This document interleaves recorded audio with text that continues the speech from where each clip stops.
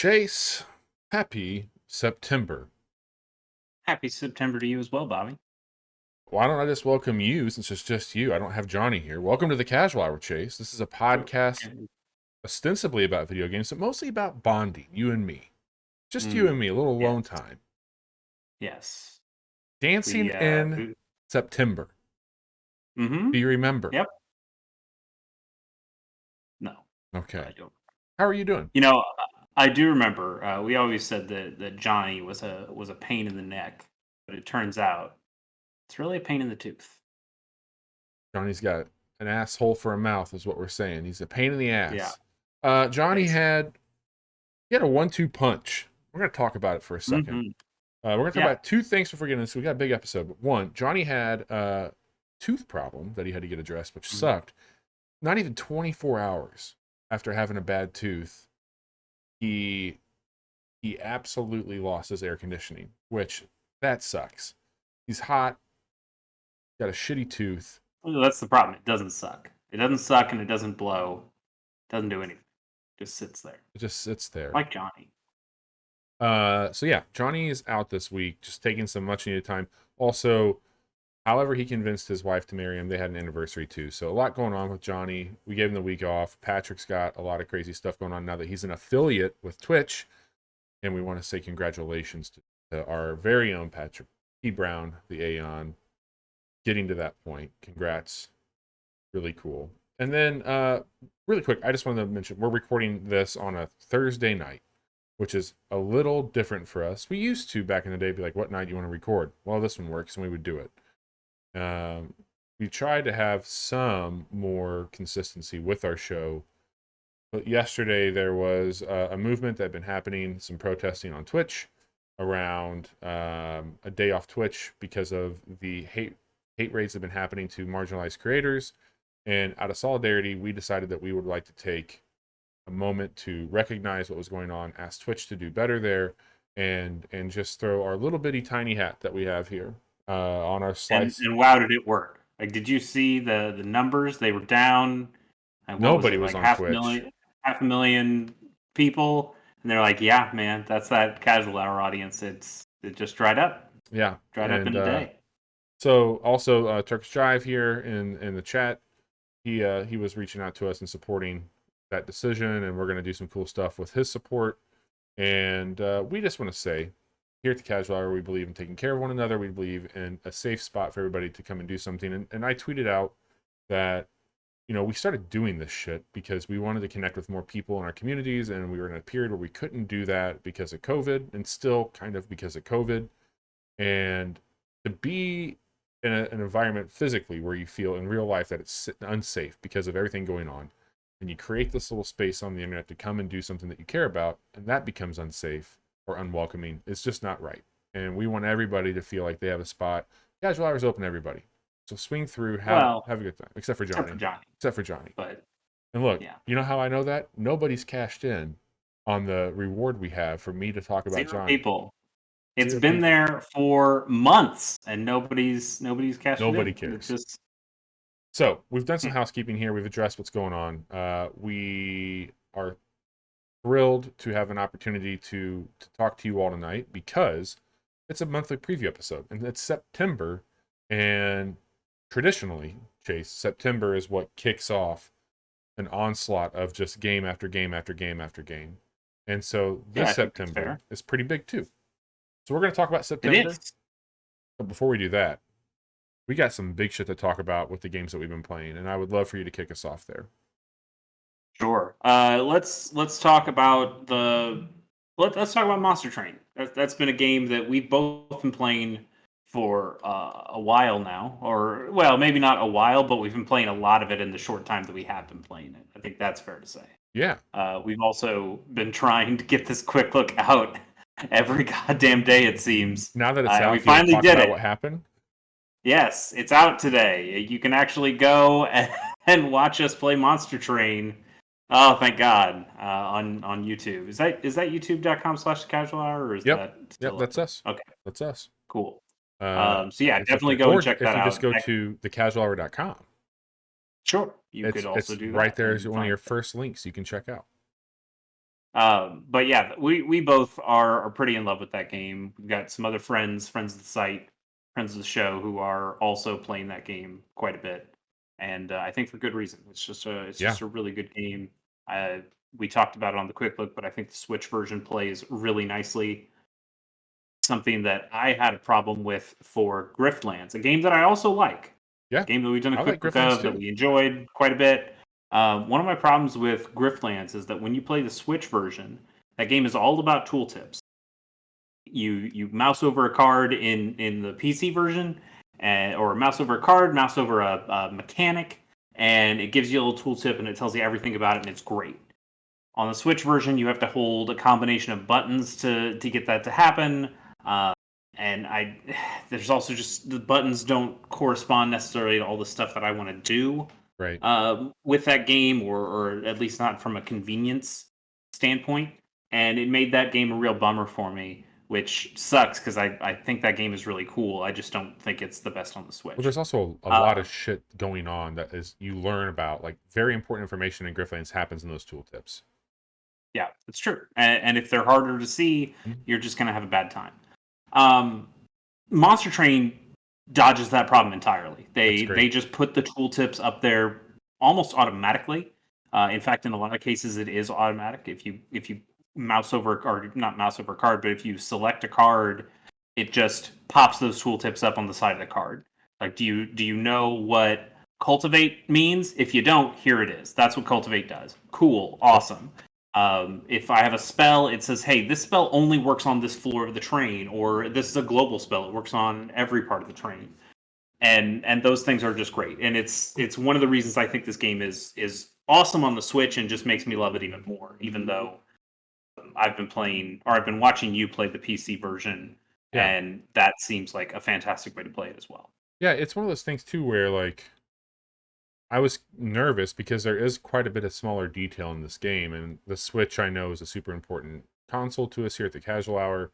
Um, I wanted that to be a smooth thing because like I knew that when I first showed you this game, there was some hesitation, and I was still very novice with it. We came back to it because that we did a quick look that, quite frankly, we were not ready to do, but we were excited to check something out, so we did it. We ended up losing it. Like I thought I posted it, it was gone. We had no idea about it, lost it, so we had to re-record it. And as we did this, we got closer to the Switch version being out, which was really cool because you got more time with it. Then you and I were able to stream it after one night. We did it. We tended to do another quick look. Like, you know what? Let's do a casual Monday with this and really dive into some of these builds because what we were discovering was that there was some really nasty things you could do in this game. And so we played it on Monday night. And after that, like I think that most days you and I have been talking a little bit about like, okay, hey, did you get this clan and what were you doing with that? And like there's just been a lot of off pod conversation with us around strategy to the point where like that doesn't happen too often with a game that like we can have like kind of this ongoing discussion, not just about like, oh, this game's good, but like how are you playing it? What did you get? Like, oh, I had this artifact and that. And like this game has so many layers to it. And There's a there's storytelling aspect to it almost yeah. of, oh, okay, so you won, so how'd you win, what Hmm. did you use, what did you gain as you went through, Yeah. how did you turn a good deck into an absolutely broken deck. And every run of this feels like it has the potential to be broken if you play things right. And Yeah. that's, I think that was part of our trepidation too, is that this is another run-based, card-based roguelike. Hmm. And we Stop us we if you've already heard have about Slay the this Spire. before. Totally. We have Slay the Spire. Like, what? Right. Slay the Spire's here. We're done, right? Right. Like, that's the one. And I still love Slay the Spire, but I think this game is doing a lot of cool things. I did have to get past, hey, it's weird that the train cars are vertical. Hmm. Like, why would you stack train, like the whole point of a train is that it's multiple cars in a line. And Nick goes, now what if you just stacked all the train cars on top of each other? And that's stupid. It's silly. But once I got past that, I went, okay, this game mechanically is just doing some really really interesting things, and I'm really loving it for that. So, um, I don't feel like we've probably done a good enough job explaining what this game is, but again, go watch the quick look. I think you'll understand it a lot better that way. Yep. I would like to take just a second for me and Bobby to nerd out and just talk nitty gritty, because once you beat the game once, it's kind of like a standard mode. Then it unlocks the true game, basically. Where what's it called? The Covenant, I think. Covenant mode, yeah. You unlock the Covenant, which is kind of a way to optionally make the game harder on yourself as you play, and those things by accepting some of those risk reward things, you actually can get to the end of the game and get to the true ending.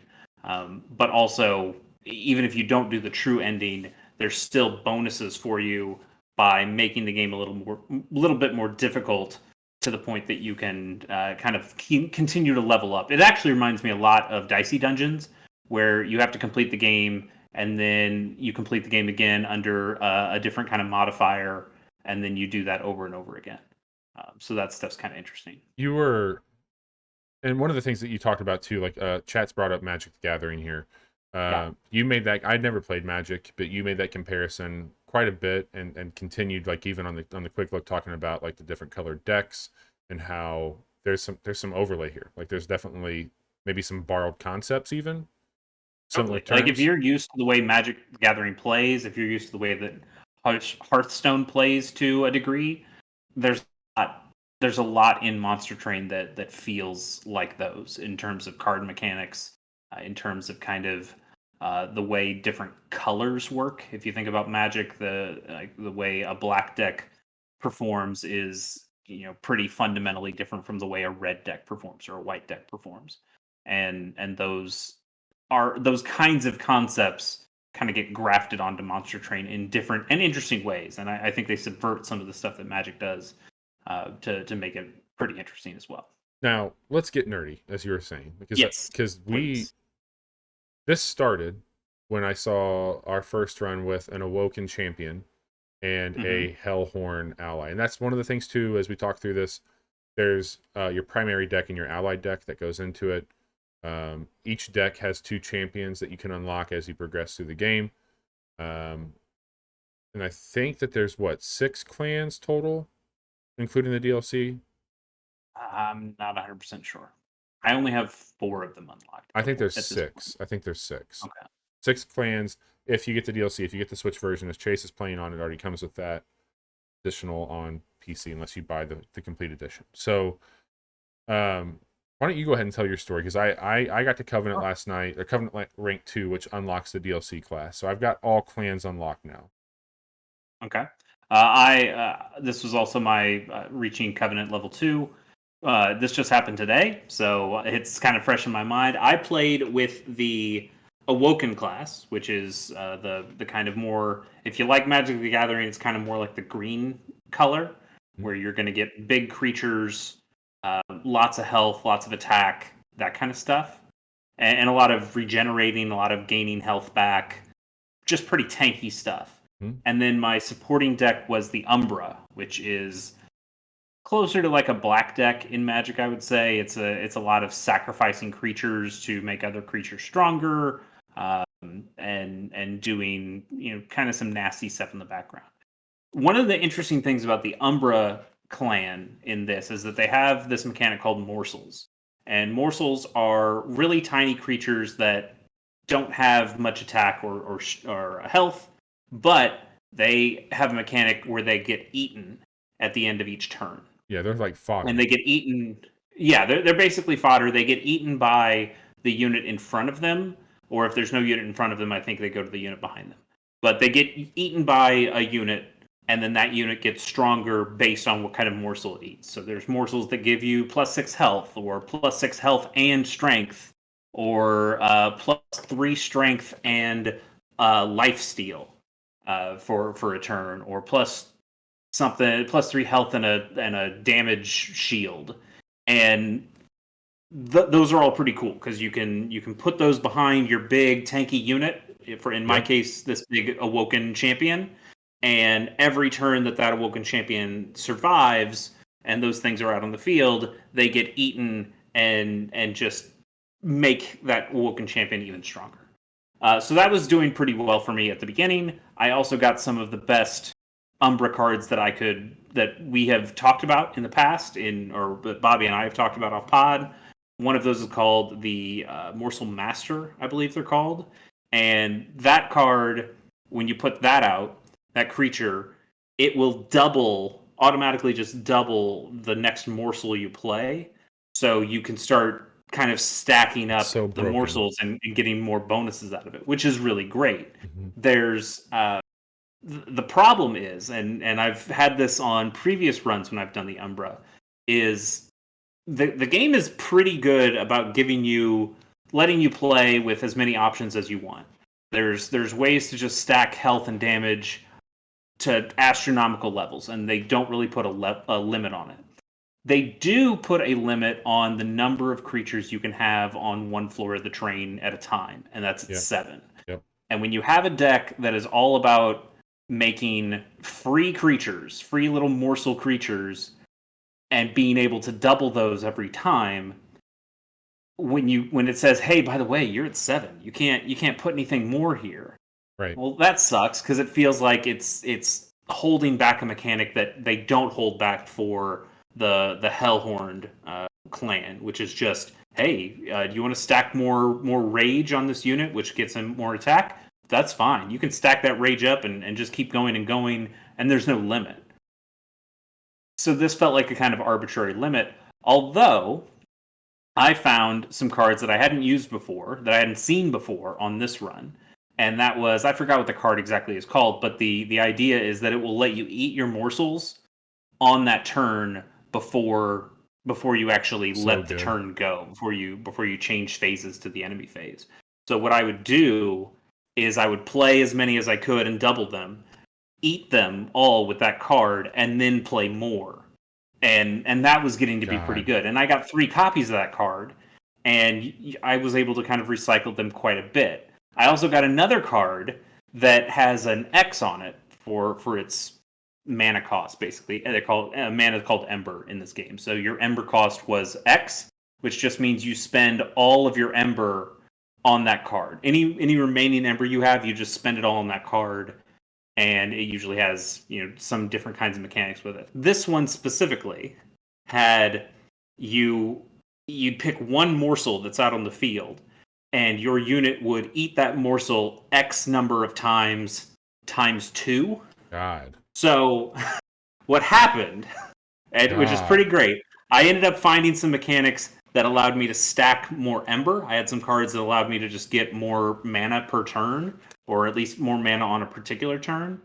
And so I'd get up to something like 6, 8 Ember, and then I'd play this card, and then use all of that Ember to do 8 times 2, eating this one morsel that would give me 3 health and a damage shield.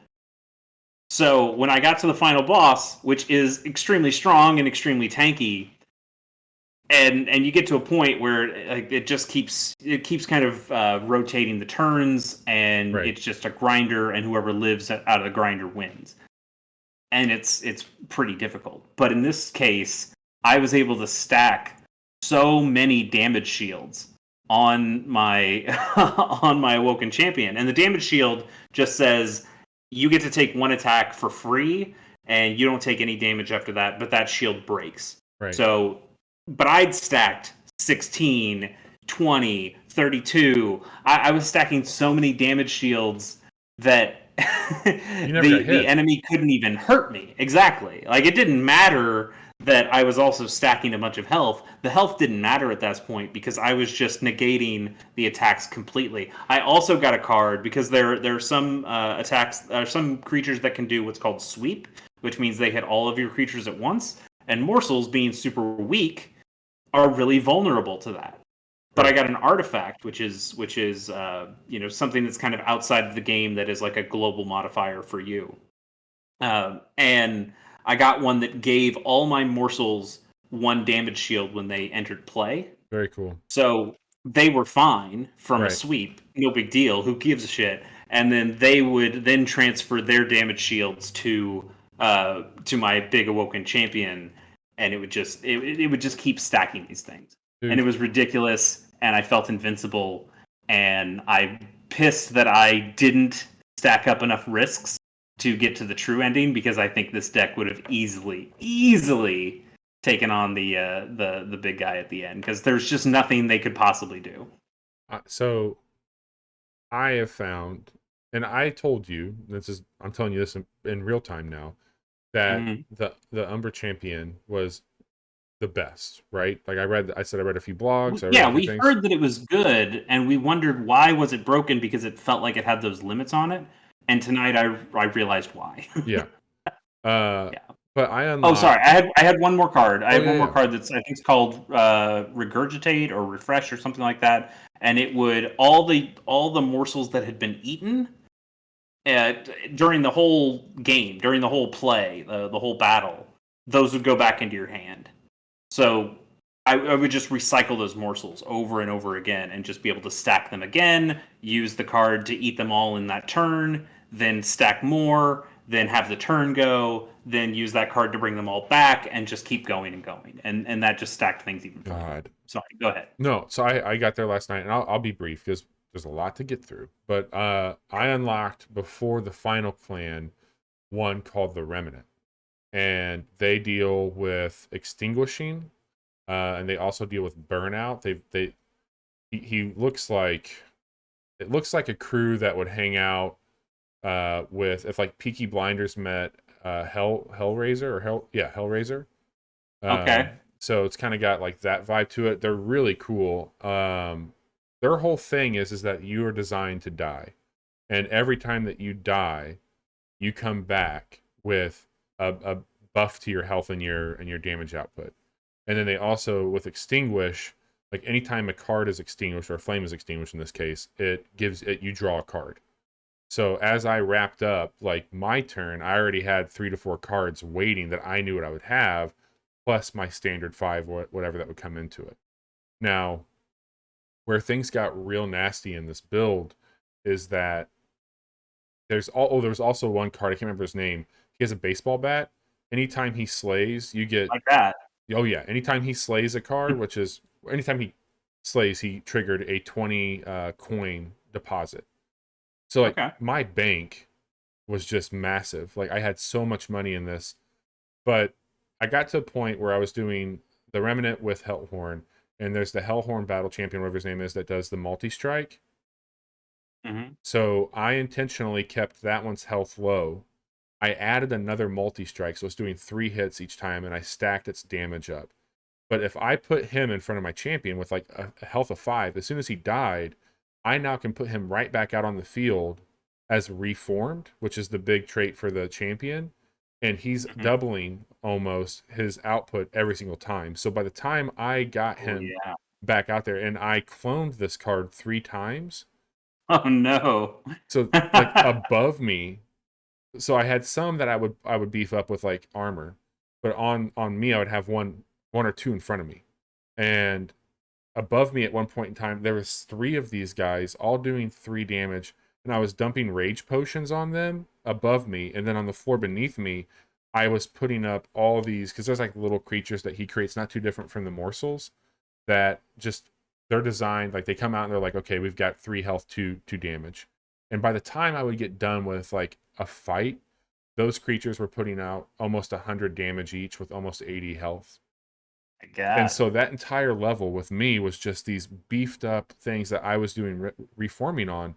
But any creature that died, I could reform. And here's where it just gets completely fucking nasty. If I got to a point where I was going to lose, that above me, that floor above me that I had everybody on, there's a card you can get, and I can't remember the name of it, but it wipes out your entire floor and immediately reforms and brings. And if you only had Oh 3 wow. people, it's like we're gonna put all 7 out there. It puts 7 cards, including your champion if you had it, all back out there. So like there'd be a time where I would come up and like I got the boss down to like half health. It wiped out my bottom layer. I'm like, fuck. I had that Sure. I had that card on the next floor up. I'm like, guess what, motherfucker? You just screwed up big time. And they just smoked him, dude. I think that we should maybe stream it again sometime to go over some of these That'd crazy be fun. builds and Absolutely. see what we can do. But Monster Train, it came out last year, right? Early access. It hit 1.0, I Early think, access this last year. year. Yep. Mm-hmm. And then it's on Switch, it's on PC. That game fucking Had a rules. DLC. Yep. Shiny It Shoe is who put that out. Yeah, it's just really smart. I like a lot of what it's doing. I think it's I find it really fun to play. I was there was a moment there, kind of somewhere after my first win and before this second one, where I thought I like a lot of these mechanics, and I just feel like I'm not getting it because I'm not winning. And I think my problem was I just kept stacking on too many risks, and I Yeah. just needed to play the game kind of more like it just came to me. Yep. And I did that with this last run, and felt really good about it, and got a build that I really liked. And it's great. Yeah. It's just a really really good game. On one hand, Chase, Um, I'm really excited that you're playing this to the degree that you are. On the sure. other, I'm curious if it's a sign of something else. Yeah.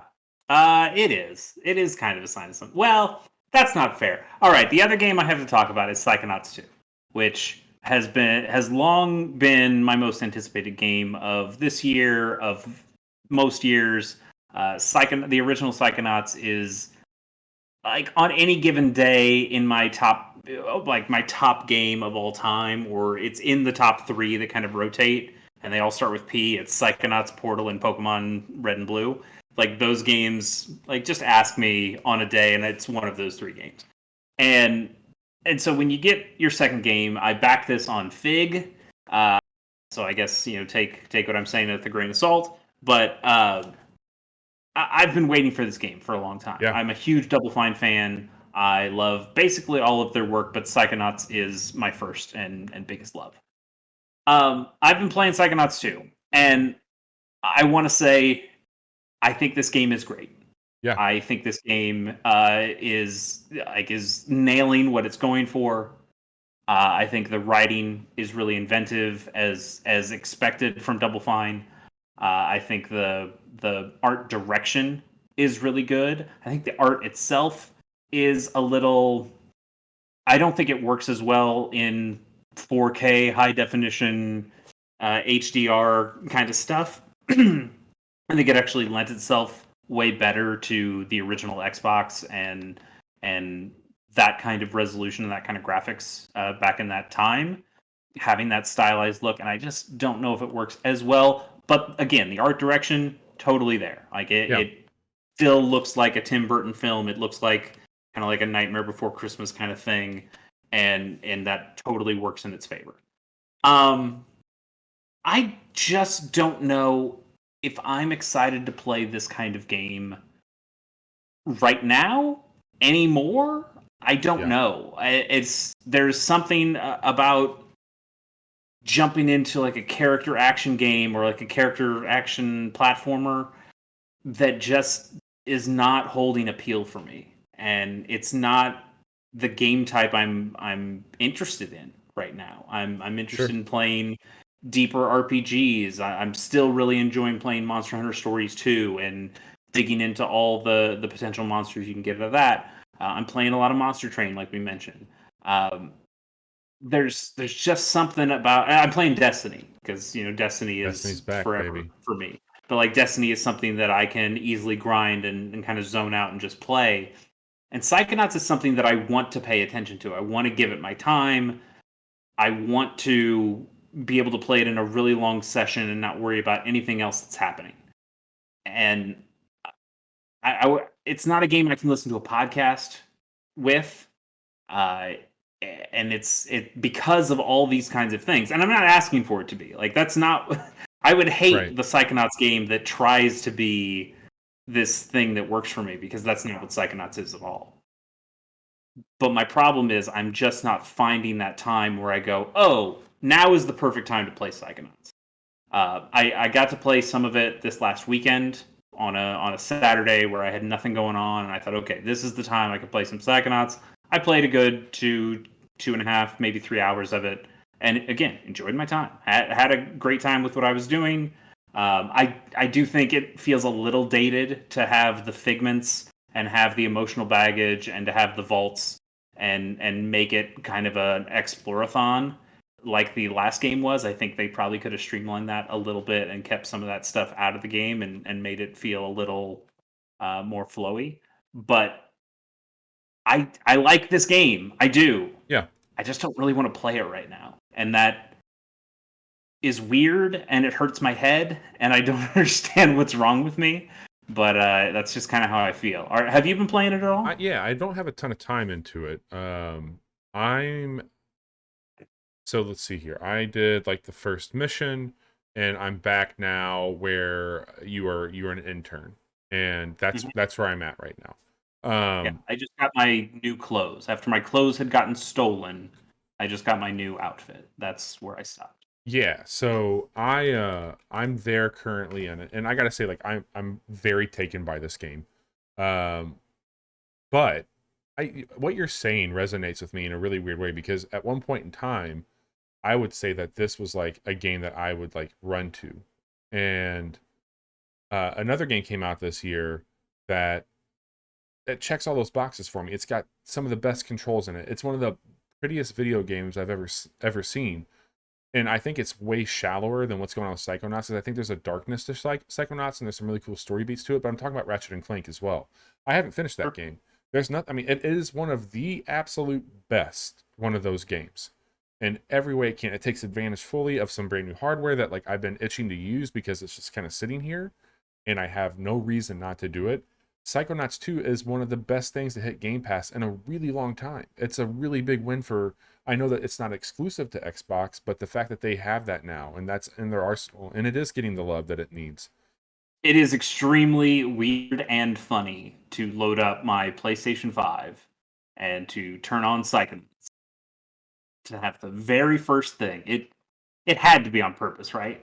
The very first thing that shows up is Xbox Game Studios. You're like, Yeah, you that's motherfuckers! so I see weird. what you're doing. That's so it's weird. it's so good. It's so good. I But love it. I will say that the little things I've been able to check out with it, like I think the abilities are really fucking neat. And I have not played Psychonauts, so I've never played the first one.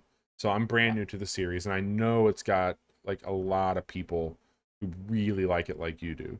And I can see a lot of potential in this game, and I think I mean, I think the game's only like 11 hours to get through if you're not doing the Mm. completionist route. So like just kind of critical pathing, it's an 11-hour video game. But I want to check out more of it. I want to see what's going on with it, and I just haven't had. I think that being able to sit down, like what's happening, I'm playing this really late at night and I'm super tired.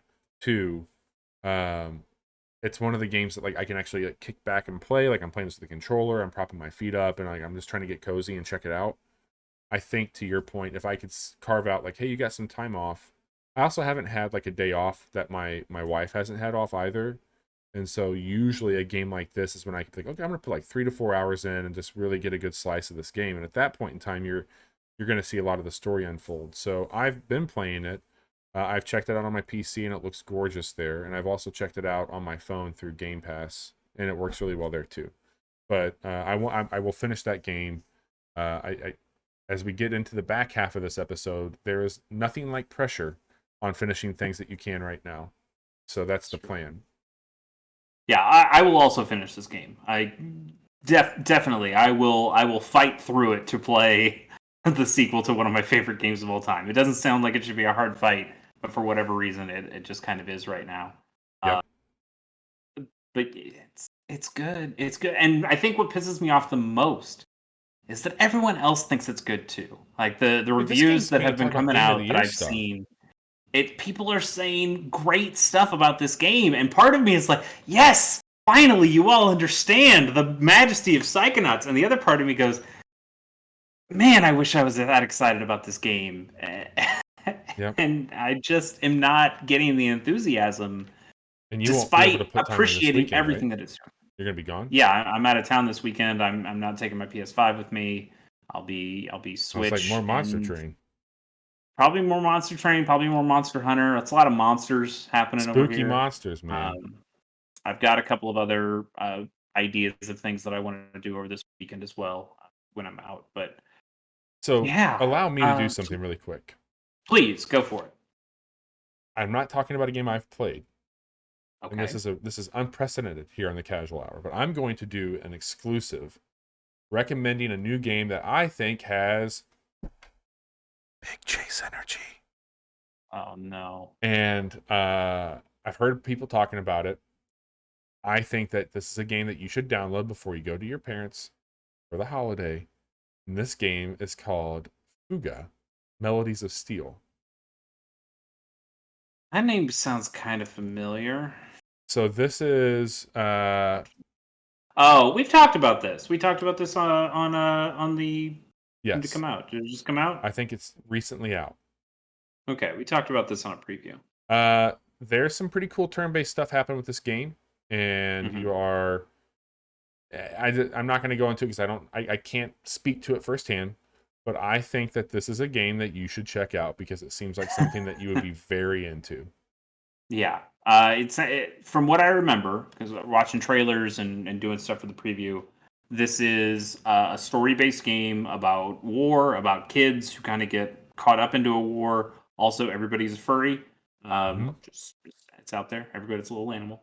Um, and these kids all get into a big tank, find this big tank, and then they end up like you have to place the different kids at different parts of the tank. So it's kind of like Lovers in Dangerous Space Time And there's different perks you get in a from their way. placement. Yeah, yeah, and they also have relationships, so there's kind of some Hmm. persona stuff going on where if you strengthen the relationships, they get extra bonuses there. It also kind of plays out like Advance Wars a Yep. little bit, where you have your side and it splits the screen and you see the other side. Yeah, I think you probably made the big Chase Energy pitch the when we previewed it. Hmm. Um, it's something I don't. I remember there's being something on there, whether it was the way the combat worked or something about it that made me go like, oh, maybe it's not the perfect game for me, but it is definitely something I do want to check out. So I will probably be checking out Fuga Melodies of Steel at some point. Nice. Yeah. So some things that I've been up to. Uh, Sure. I speaking of things, oh shit, things that we've never played before. So Psychonauts was one Yeah. of those. Hmm. I have never played Diablo 2. And I have watched my middle school English teacher. I watched him play a decent amount of Diablo 2 on our free days. yeah, I was the same way. My roommate 10 years ago, obsessed with Diablo 2. Played it Now, nonstop. did you play Diablo 3? I have played Diablo 3. So I played Okay. Diablo 3 on the Switch, which was fine there. I Yeah, don't it works. yeah, I don't know if that's the best place to play it, but that's where I was. Probably not. Um and I downloaded there was an open beta or demo beta whatever for Diablo 2 Resurrection, and I was like, you know what, I'll download Battle.net, I'll check it out. And I understand why people like this game. I think that it's a really good looking uh a revision of this game. And one of the coolest things about It's a classic. Like it's yeah, one of it's touted as like one of the best games of all time, and I generally probably agree with that, despite not yeah, having put a lot of time into it, just because of the games that I've played that have been inspired by it. Like I really like the first Torchlight. I don't really like the other Torchlights, but I love the first Torchlight. yeah, And that game is all basically just, hey, what if we made our own Diablo? yeah. So um there's a decent chunk of that first level opened up for what you could do, and there was not all classes. And if I'm not mistaken, I think they added a class in to this version that wasn't in the first one, but I might be wrong on that. Not Um, sure.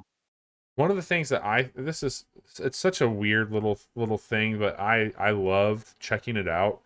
Playing on computer, if you pressed G at any point in time, it turned everything back to original Diablo. Love that.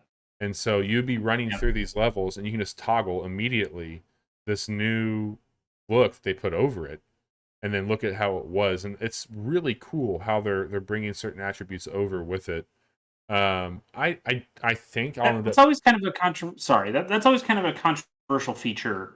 In one, it's super cool. Like Mhm. Master Chief Collection did that. That was great. I the that new-ish Alex Kidd game that's out there does Yeah, that. yeah, yeah. I don't think that game's very good, but it does it.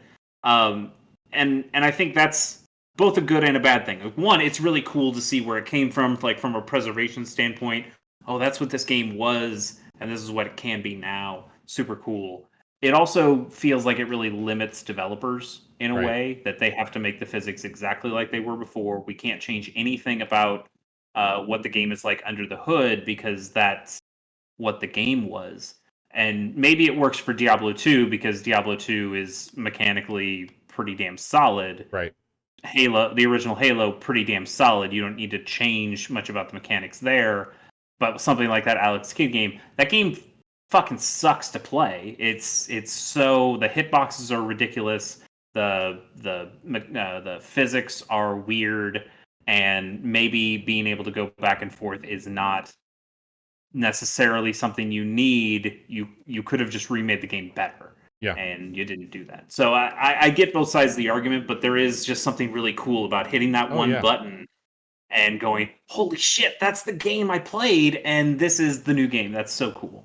So it's we're going to talk more about it here in a little bit, but I think that might be something I'm going to pick up. I know it has I believe crossplay across all the places that's coming out, and I feel like I had a good run with checking out Final Fantasy VII for the first time, and what little bit I got to play of that. So I'm excited to check it out. I don't know how much I'll put into it. It's a game that I think I would really enjoy playing with other people. But I could Yeah, also and see, it's a game that's also going to like take up massive amounts of your time because it's a long RPG that's all about grinding loot. yeah, I think it'd be a fun And it's game to great. stream too. Like if there's a night where Sure, I had to do some absolutely. solo shit, like maybe I'll load that up and check it out. I'm infinitely more interested in Diablo 2 than I am in Diablo 2 remake than I am playing any more Diablo 3. Yeah. And Diablo 3 is fine. I just there's something about like this game is the classic with the pedigree that interests me, whereas Diablo 3 is like, oh, this game had a weird auction house thing that they had to patch out because it was too busted. And yeah, I don't know. There's something about Diablo 3 that didn't quite catch for me. So more to come on that when we talk about it and when the game comes out. But the demo I did check out and was pretty into what they were doing. But a game that I've put quite a bit of time into is a game called Baldo, the Guardian Owls, which we'll just call it Mm. Baldo for this little segment we're doing here. And Baldo is a game that I remember seeing a trailer for and got super excited because it was basically looking like a Nino Kuni, which looks like a studio uh Ah, yes. Ghibli. What is it? I believe it is properly Ghibli. I usually say Ghibli because I don't like the way Ghibli sounds, but yeah, I think that's right. So it's riffing on that and it's riffing on Zelda, two things that like I've not watched any of the Ghibli stuff, but I would say that like I know that people are into it and I think it has an awesome look to it. I love the look of Nino Kuni. Um, Hmm. this came out to Apple Arcade. I remember one day firing up Apple Arcade and looking through some games that were getting ready to hit, and I saw Baldur. I'm like, wait, what the fuck? Like this is a game that I had been watching. I was like, I'm all in on what they're showing. Like it resonated with me like on an art style the same way that like Cuphead did the first time I saw it. I'm like, holy crap, this looks Yeah. cool. So I downloaded it and I've been playing this primarily on my iPad Pro with the DualSense 5 controller. And that's been a really great combo for me. Uh I think that this game has some problems overall. What is it? Like, what are you doing? It's a Zelda game. Okay. It's I hate to be like that like it's this, but it's got way more quest management in it than what Zelda would. So it is an Hmm. RPG. You're not really leveling things up, Okay. but you do have an inventory of items that you're using. You're grabbing. There's like permanent quest items that you get in here, um, and you do like you find out about like an ancient group, and it's the Guardian Owls, and then you end up getting an owl sword which you use in combat. It's a sword and shield just like Zelda. You get items and you're going into dungeons and solving puzzles just like a Zelda. Um, it But you love Zelda, I so this is do. good. This is good. Uh, Okay. the game has when it first launched, it had some pretty rough reviews on Steam because it launched with like no graphic control settings whatsoever. Like I legitimately think they took this mobile port that they made for Apple and just dumped that over. Hmm. I I feel that maybe this got rushed.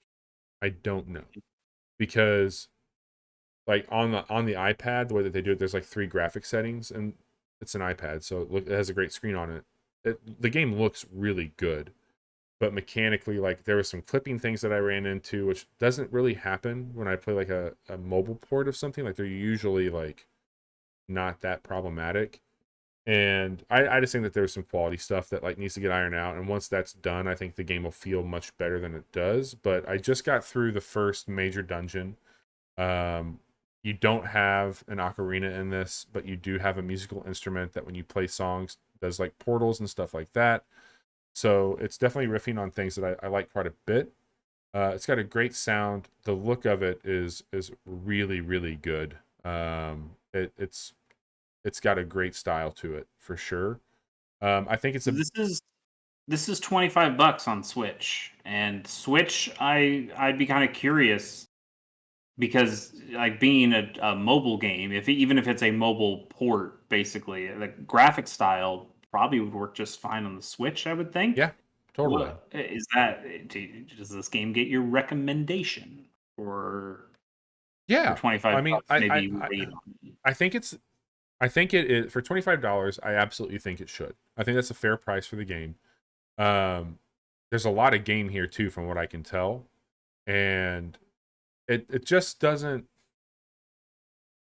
onboard you very well to it does a good job with like the story and it rushes up, like it's kind of generic, like hey, you're a kid that lives in a farm town, there's a legend going on, you go talk to your grandpa, he's like, hey, you should know more about that, and you go and you find it, and you uncover this horn, that's your instrument, but then you find the sword later on, but there's like villagers, and it's literally like fetch quests sometimes, but there's side quests, and it's got depth to the questing on it. Like it's way more than what Zelda is when you do those things, but it's not very concise on like, hey, you should press this button and do this here to activate that. Like there was a quest where there's a woman working in like a cabbage field, and like two cabbages went missing, and there's more growing. So it's like, go get these cabbages and then put them in the hole to grow them or something to that degree.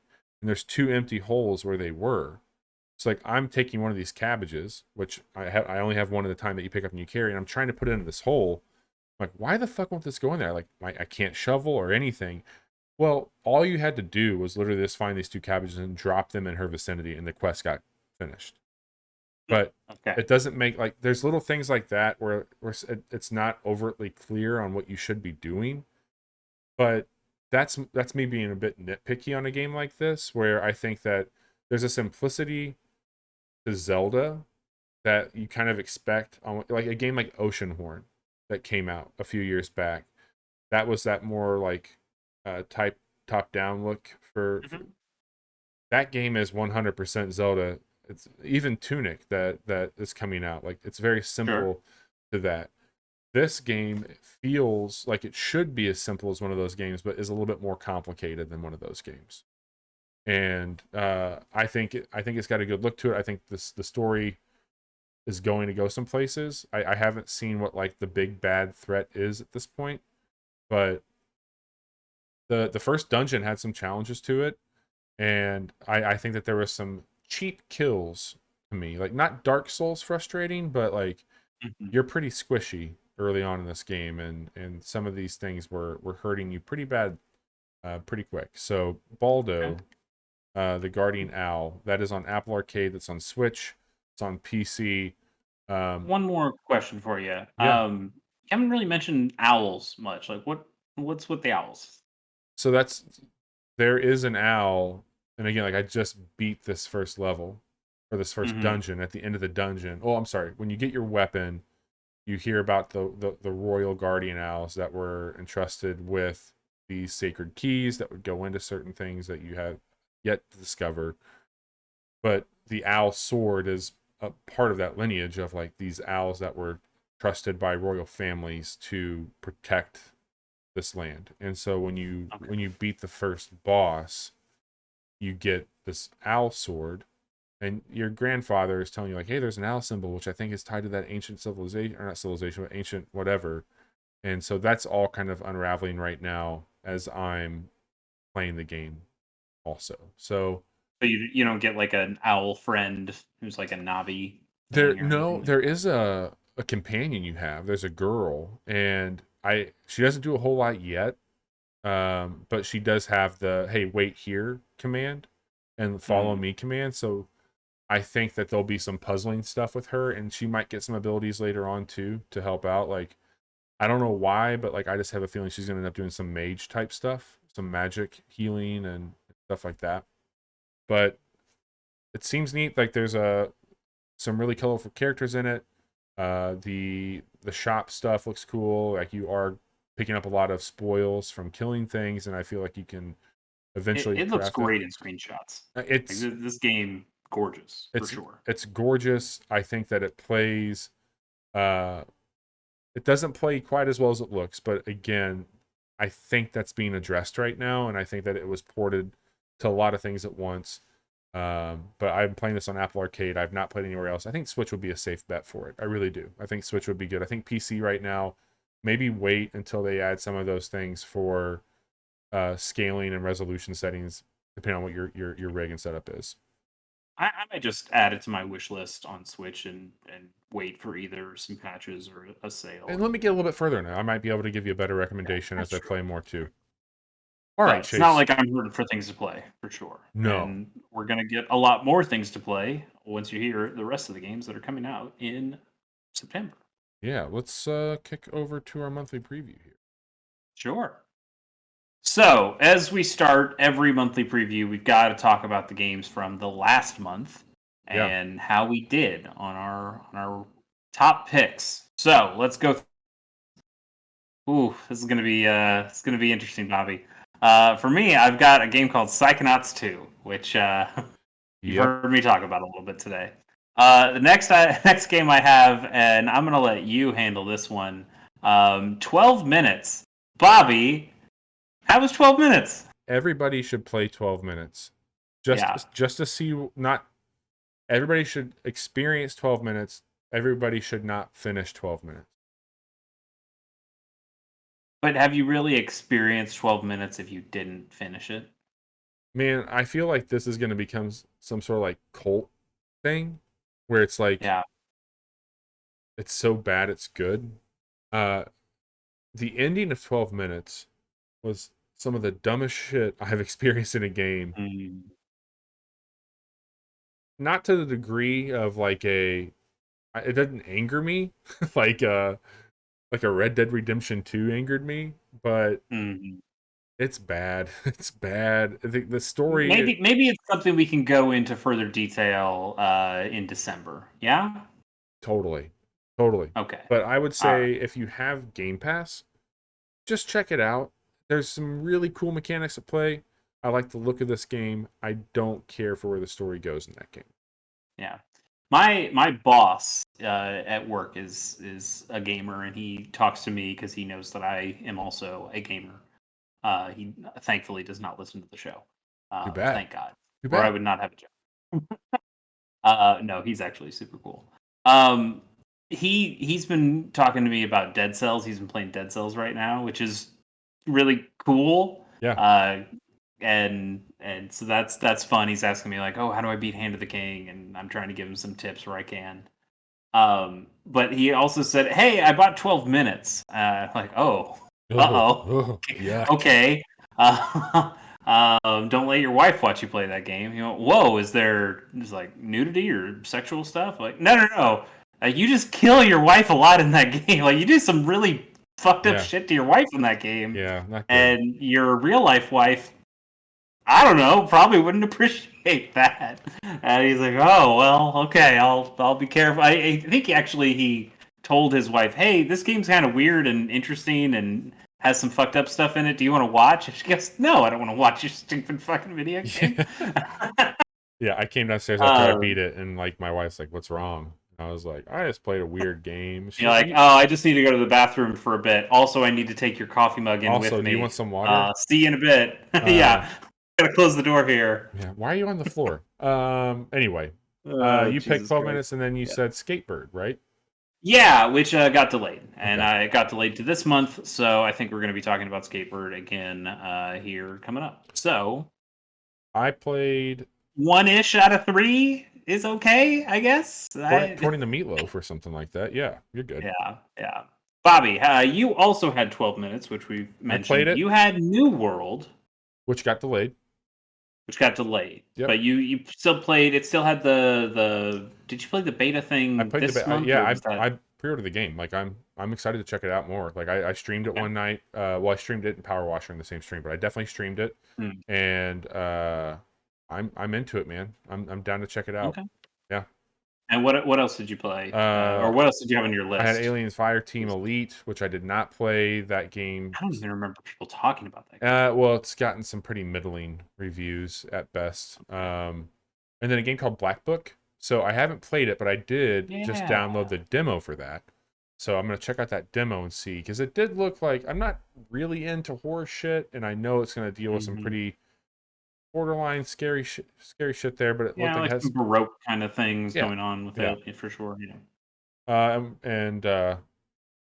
should have put down Psychonauts 2, but not having any time with that first game. I get it. Yeah, you just don't want to take the recommendation of your friend who says it's one of the best games of all time. I get it totally. And then Johnny, he's not here, but we can look at his picks anyway. He picked Psychonauts 2, which he's played. Ghost of Tsushima. He played. He played both of those. He did play both of those. He played Ghost of Tsushima Director's Cut, which he seems to be all in on, and I'm wondering how can you play that game again? I didn't play it for the first time, so I guess I don't. I guess I don't have a leg to stand on pretty hard. He did show me they added in a Shadow of the Colossus inspired kit for what's his name? June starts with a J, right? June, I think. Yeah. So that looked good. You had a cool look to it. Yeah. He also had Skateboard. Okay. Yeah. Now let's talk about some free games that are coming this month. We'll start with the Xbox Games with Gold. For Xbox One, we are getting Warhammer Chaos Bane. That goes from the whole month, September 1st to September 30th. We're also getting Mulaka from September 16th to October 15th. So that's also a month, but offset a little bit there. Mulaka, I thought I looked at and looked kind of cool. I don't think I've heard of it. I hadn't looked at. I hadn't heard of it. I needed to look it up, but it did seem kind of cool. Let's see. And then the Xbox 360. These games are also compatible with Xbox One and the Xbox Series. The Xbox Series, right? The series of Xbox Series consoles. Yes. Yes. The series of the consoles that we call Xbox. There you go. I love it. Zone of the Enders HD collection. Bobby, tell me everything you know about Zone of the Enders. Well, you're in the zone with the Enders, and it's in high definition. What else do you need to know? What's an Ender? It's something from Minecraft. Bobby, let me give you another shot at this. I have not played any of the Zone of the Enders games, but it's a travesty that I haven't. Knowing that Chase Energy? It's absolutely Big Chase Energy. Now, knowing that it's BCE, I hate that I'm using that phrase. But now that you know that, what do you think this game is? Zone of the Enders is going to be a turn-based team game where it deals with a teenage group fighting a bigger bad, probably corporation. Damn, you went for the wrong direction. It's a game about mechs. It's a very anime game about mechs. There you go. That was made by Metal Gear Man himself, Hideo Kojima. Oh, really? Wow. Yeah. I had no idea. These games are interesting. I need to try them, and I will try them for free now that they are on the Xbox 360. That HD collection, which is Zone of the Enders 1 and 2, I believe. Most people played Zone of the Enders because it had the Metal Gear Solid demo on it. So everybody wanted to play that demo. So they would buy Zone of the Enders so they could play that. Similar to the way that I bought Crackdown so I could play the Halo 3 multiplayer beta, and then ended up thinking Crackdown was really cool. So yeah, Zone of the Enders always has looked awesome. Those mechs look fucking sick. I've just never played those games, so maybe I will. That is September 1st to September 15th, so you can go out and grab that now. And then Samurai Showdown 2 is September 16th to September 30th. I hate Samurai Showdown. Oh, let me just rant just a second. I hate Samurai Showdown, not for the way it plays. I think it plays great. I mean, it's a good fighting game. They misspell Showdown on purpose, and I hate it. And fuck them for it. There's a Dang. W in Shots Showdown, you fired sons of from bitches. Chase. All right.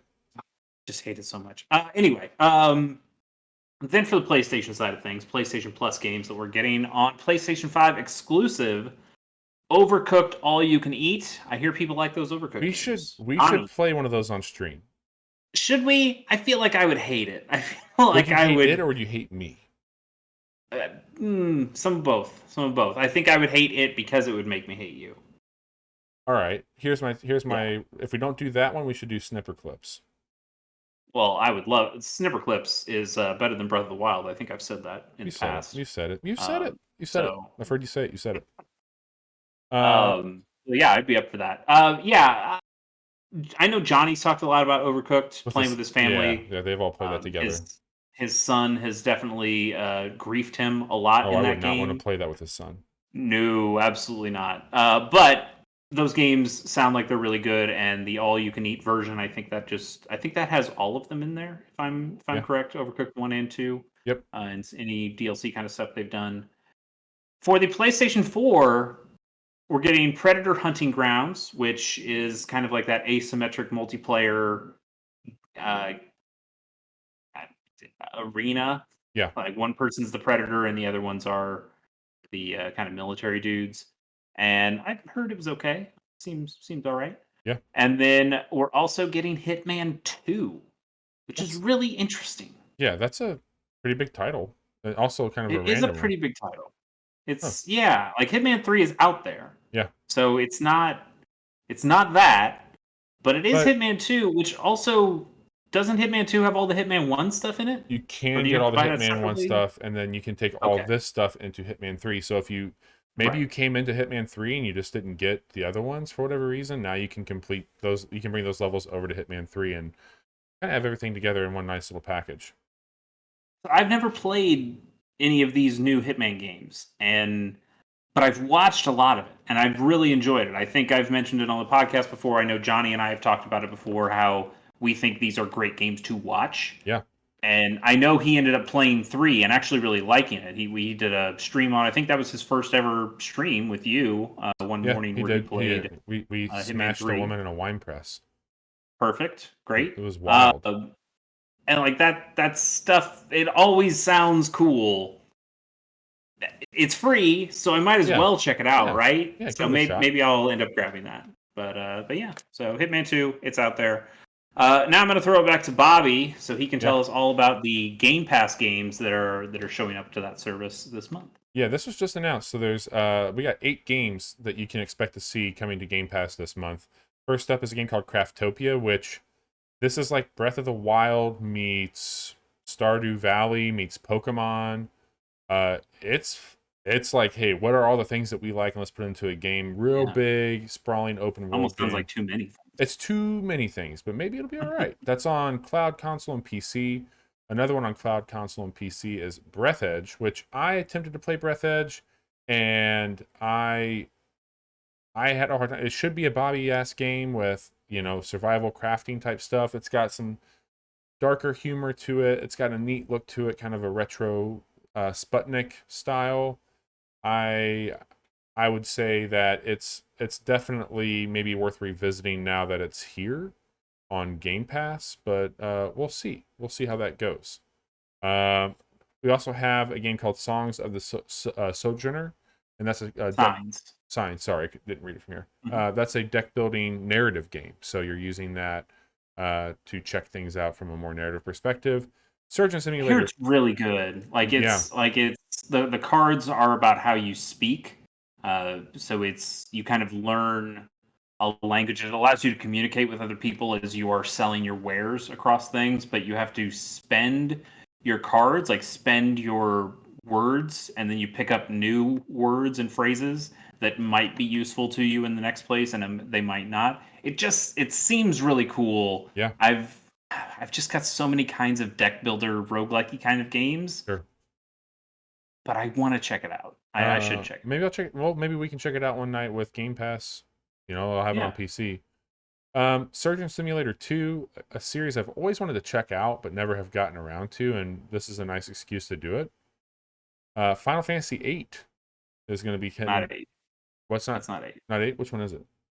That's 13. Oh, sorry.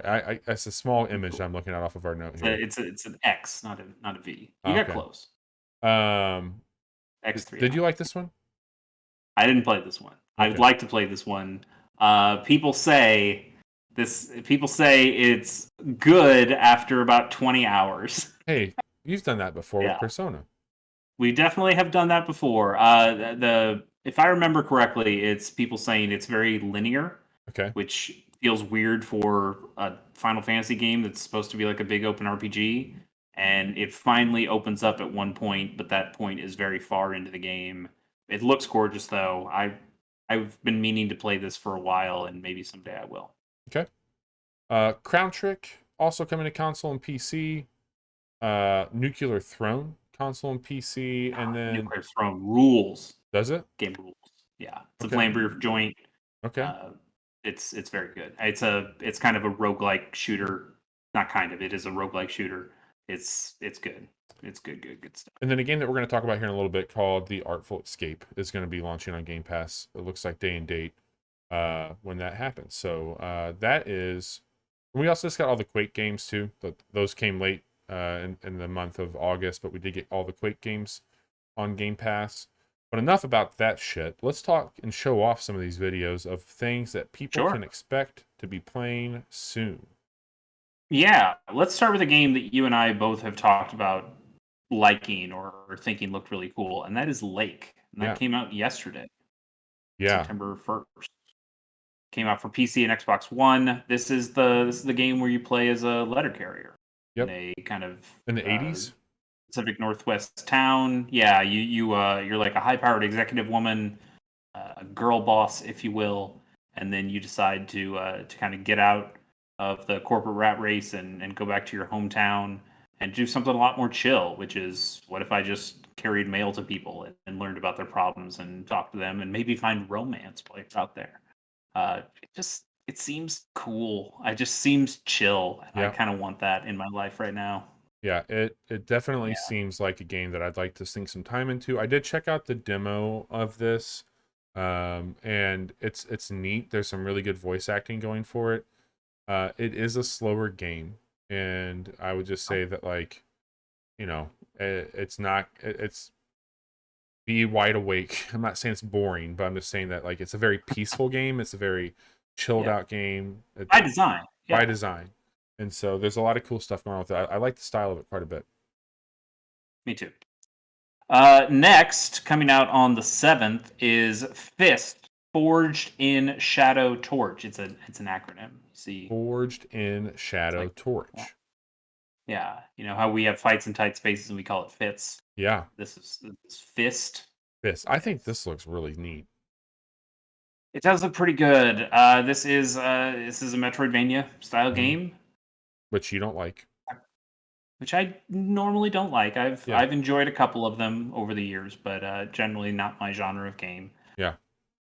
Looks real good though. It does look It's really good. Yeah, like why don't you skip in a little bit more in this video because there's a part where it gets to combat where it looks like you're doing like some combo-y kind of stuff that is just looks cool. Like you kind of got this bionic commando looking rabbit that you're controlling and the way you're comboing these moves and putting out like there's like a big blade that you're throwing out on the ground. Just Wasn't there a game it called looks was it called actiony and cool as hell. Machinarium? It was like a point and click adventure game, something like that. Machinarium, yeah. Machinarium. This reminds me, uh, same color palette, kind of a little bit of a similar setting there. Sure. Yeah, Yeah. Yeah, I mean that one is Machinarium is definitely more like a cartoonish animated style than this, but yeah. I get where you're coming from. Yeah. This looks neat. Let's move on. It does look neat. I think it would probably be a pretty cool game. Same day, the 7th, we are also getting Sonic Colors Ultimate. I don't know why. I don't know why this is happening. Uh, Chase, not, at this yeah. point, Yeah. I don't know what Sonic Colors Ultimate is, and I'm too afraid to ask. So Sonic Colors was a game that came out for the the Wii. The Wii? What is Okay. the Wii? I need to look this up. I'm sorry. I need to look this up. It's a Do game that came out do we? for the Switch. Oh no, wait, no, this is wait, what? What is happening? The Wii. Came out for the Wii. Okay. Came out for the Wii and the Nintendo DS. Um, and I remember hearing, and they were two different games. So the DS game was kind of entirely different. I remember people saying both games were surprisingly good, and the DS version was actually really good. Okay. I did not play Sonic. This was kind of a time where I was like, oh, all Sonic games are bad. Give me the old Sonic games. And so I just didn't, I kind of skipped this one. I don't know why this is the one they're deciding to bring back though. Like, yeah, it got some pretty good reviews and people kind of liked it, but you could do that with Sonic Generations, which people also really liked, and I think is a more interesting game. I don't know. They're also making like a cartoon based on this that's Okay. coming out around the same time. Sure. I I People's don't got know Sonic fever, why. baby. I guess, but like, why is this? Why is Sonic Colors the one you attach yourself to? Like, I get, hey, Sonic Boom was kind of a bust. Haha, that's funny. Boom Hey, bust. But I, I do not understand why Sonic Colors is the one you go to. It's fine. It's it's fine. fine. You know what? I'm actually somewhat interested in seeing if it's good, but I just don't know why. Why are you doing this? Why are you doing this, and why now? It's a weird thing. On the 9th, Bobby mentioned it before, coming to Game Pass as well. We are getting the Artful Escape. This is coming. Oh, I guess I should announce what these things are for. Sonic Colors is coming for basically everything: PC, PS4, Xbox One. You will worry about the other ones later. You don't need to worry This about game that. looks so Art pretty. totally. It's coming out for PC, Xbox One, and Xbox Series X. It does. It does look good. It's Annapurna It does too. look good. They make good shit. It's Annapurna. I I could get on board Yeah. with I it. don't. It's on Game Pass. I'm gonna play the shit out of it. It is on Game Pass. I like the way it looks. I don't think I like the way it looks like it'll play. If that makes Yeah, sense. that makes sense. It looks Uh, trippy as hell. yeah, it's like a mostly running to the right kind of platformer thing. I like the music bent that it's going on. Yep. I just don't. Yeah, I don't know. I don't know. But it does look good, and we'll see. Also on the 9th, we are getting Toy Soldiers HD, another game that's kind of like, why'd you bring this one back? I don't kind of get it. It's coming out for PC, Switch, PS4, and Xbox One. These are RTS games, and Yeah. you are toy soldiers, and you are kind of recreating. I believe this is all World War II stuff. I think this is the one. The Toy Soldiers franchise was really popular back in the 360 days, Yes, it was. and got a lot of spin-offs. And I believe Toy Soldiers was the one that got, hey, here's the GI Joe pack that now you can play as the as Cobra Commander and the Joes. And I think it got another one too. Wasn't Transformers? There was another one that was like, Yeah. here's a classic toys that kind of showed up here, and you could play with these as well. Again, like those aren't in here. This is the original Toy Soldiers. It's cool, I Yeah. guess. Like, it's an RTS, but also Right. you can kind of zoom into one of your units, similar to like Brutal Legend, I guess. Yep. You can zoom into one of your units and play and overtake them directly. So that's kind of cool. Again, I just kind of ask, why now? Right. Right. Okay. Yeah. What brought this on? Yeah. Yeah. On the 10th, we are getting Life is Strange True Colors, and that's coming I thought for. this was out. Nah, I know it's tough. It feels like there's a new Life is Strange thing every couple months. This is coming out for PC, PS4, PS5, Xbox One, Xbox Series X, and Stadia. This is the one where you play as the Asian woman, and you have empathy powers, I believe. Like, you can feel what people feel. That's your kind of thing. You're not going back in time, uh, like with Max in the original Life is Strange. I can't remember the powers that were happening in Life is Strange 2, but this is kind of the third. This is essentially Life is Strange 3, Okay. and yeah, I mean it looks good. I still haven't played any of those Yeah. games. I've got 2, and I would like to play 2. I've watched 1 get played all the way through on a Let's Play, so I don't feel the need to go back to that one. But I would like to play Life is Strange 2 and potentially play this one as well.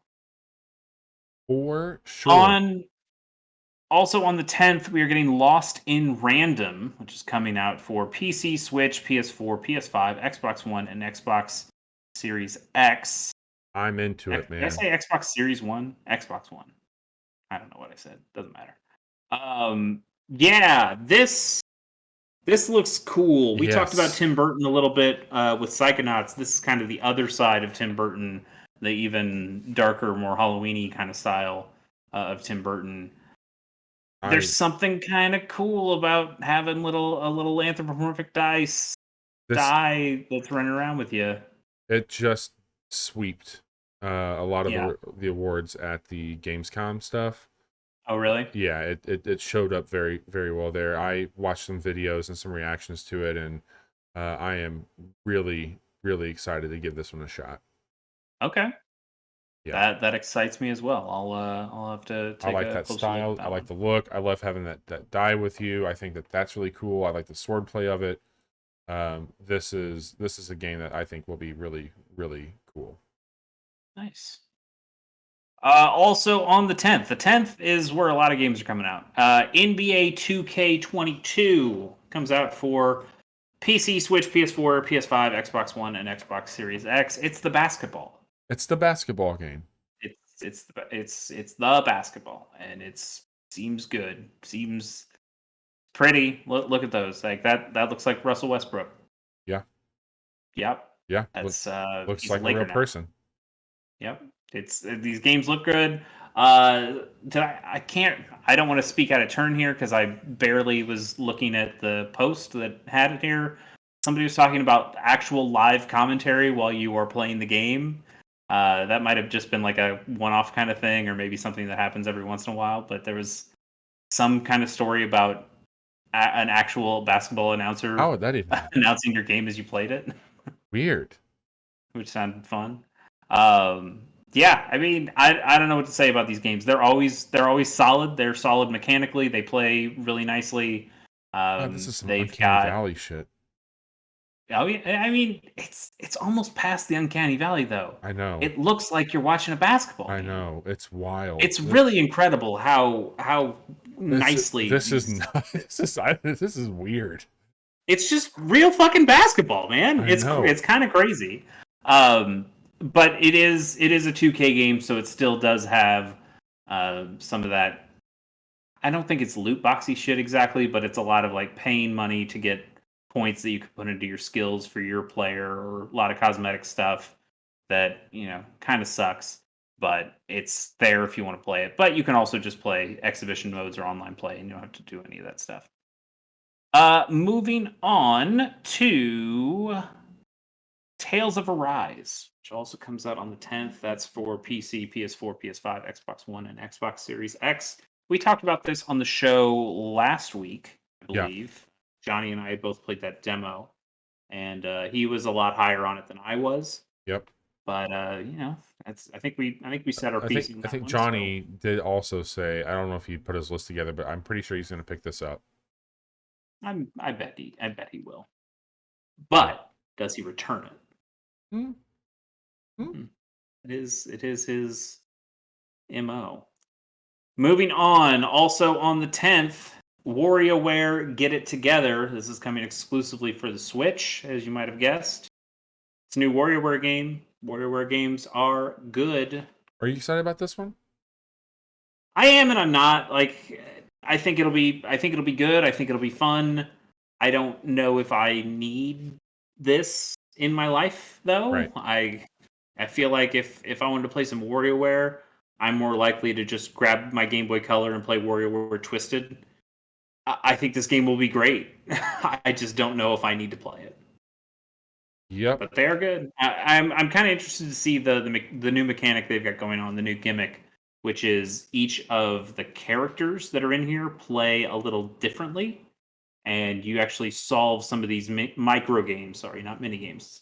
Solve some of these micro games in different ways depending on the different kinds of characters you choose to play as. So that could be Yeah, that could be interesting. fun. But yeah. Very Finally cool. getting away from the 10th, let's get to the 14th. We'll talk about Deathloop, Ooh, Microsoft's newest PlayStation exclusive for PC and PS5. dude. So maybe you can help me out with this. Well, first of all, like I Okay. do want to talk about this game for a second because I've been hearing all kinds of stuff from Gamescom about like this game Sure. just fucking hits all the right notes. It's Arcane at their absolute best, Okay. and I know that Microsoft, when they acquired Bethesda and everybody with them, they were like, okay, this is part of the deal that has to stay with PlayStation. There's been some vagueness to what they've said, like, hey, this will be on Game Pass after the 14th, is what they've said. Have you seen anything that indicates like when this is going to be coming to? I have not heard anything. I would assume this is some very timed exclusivity.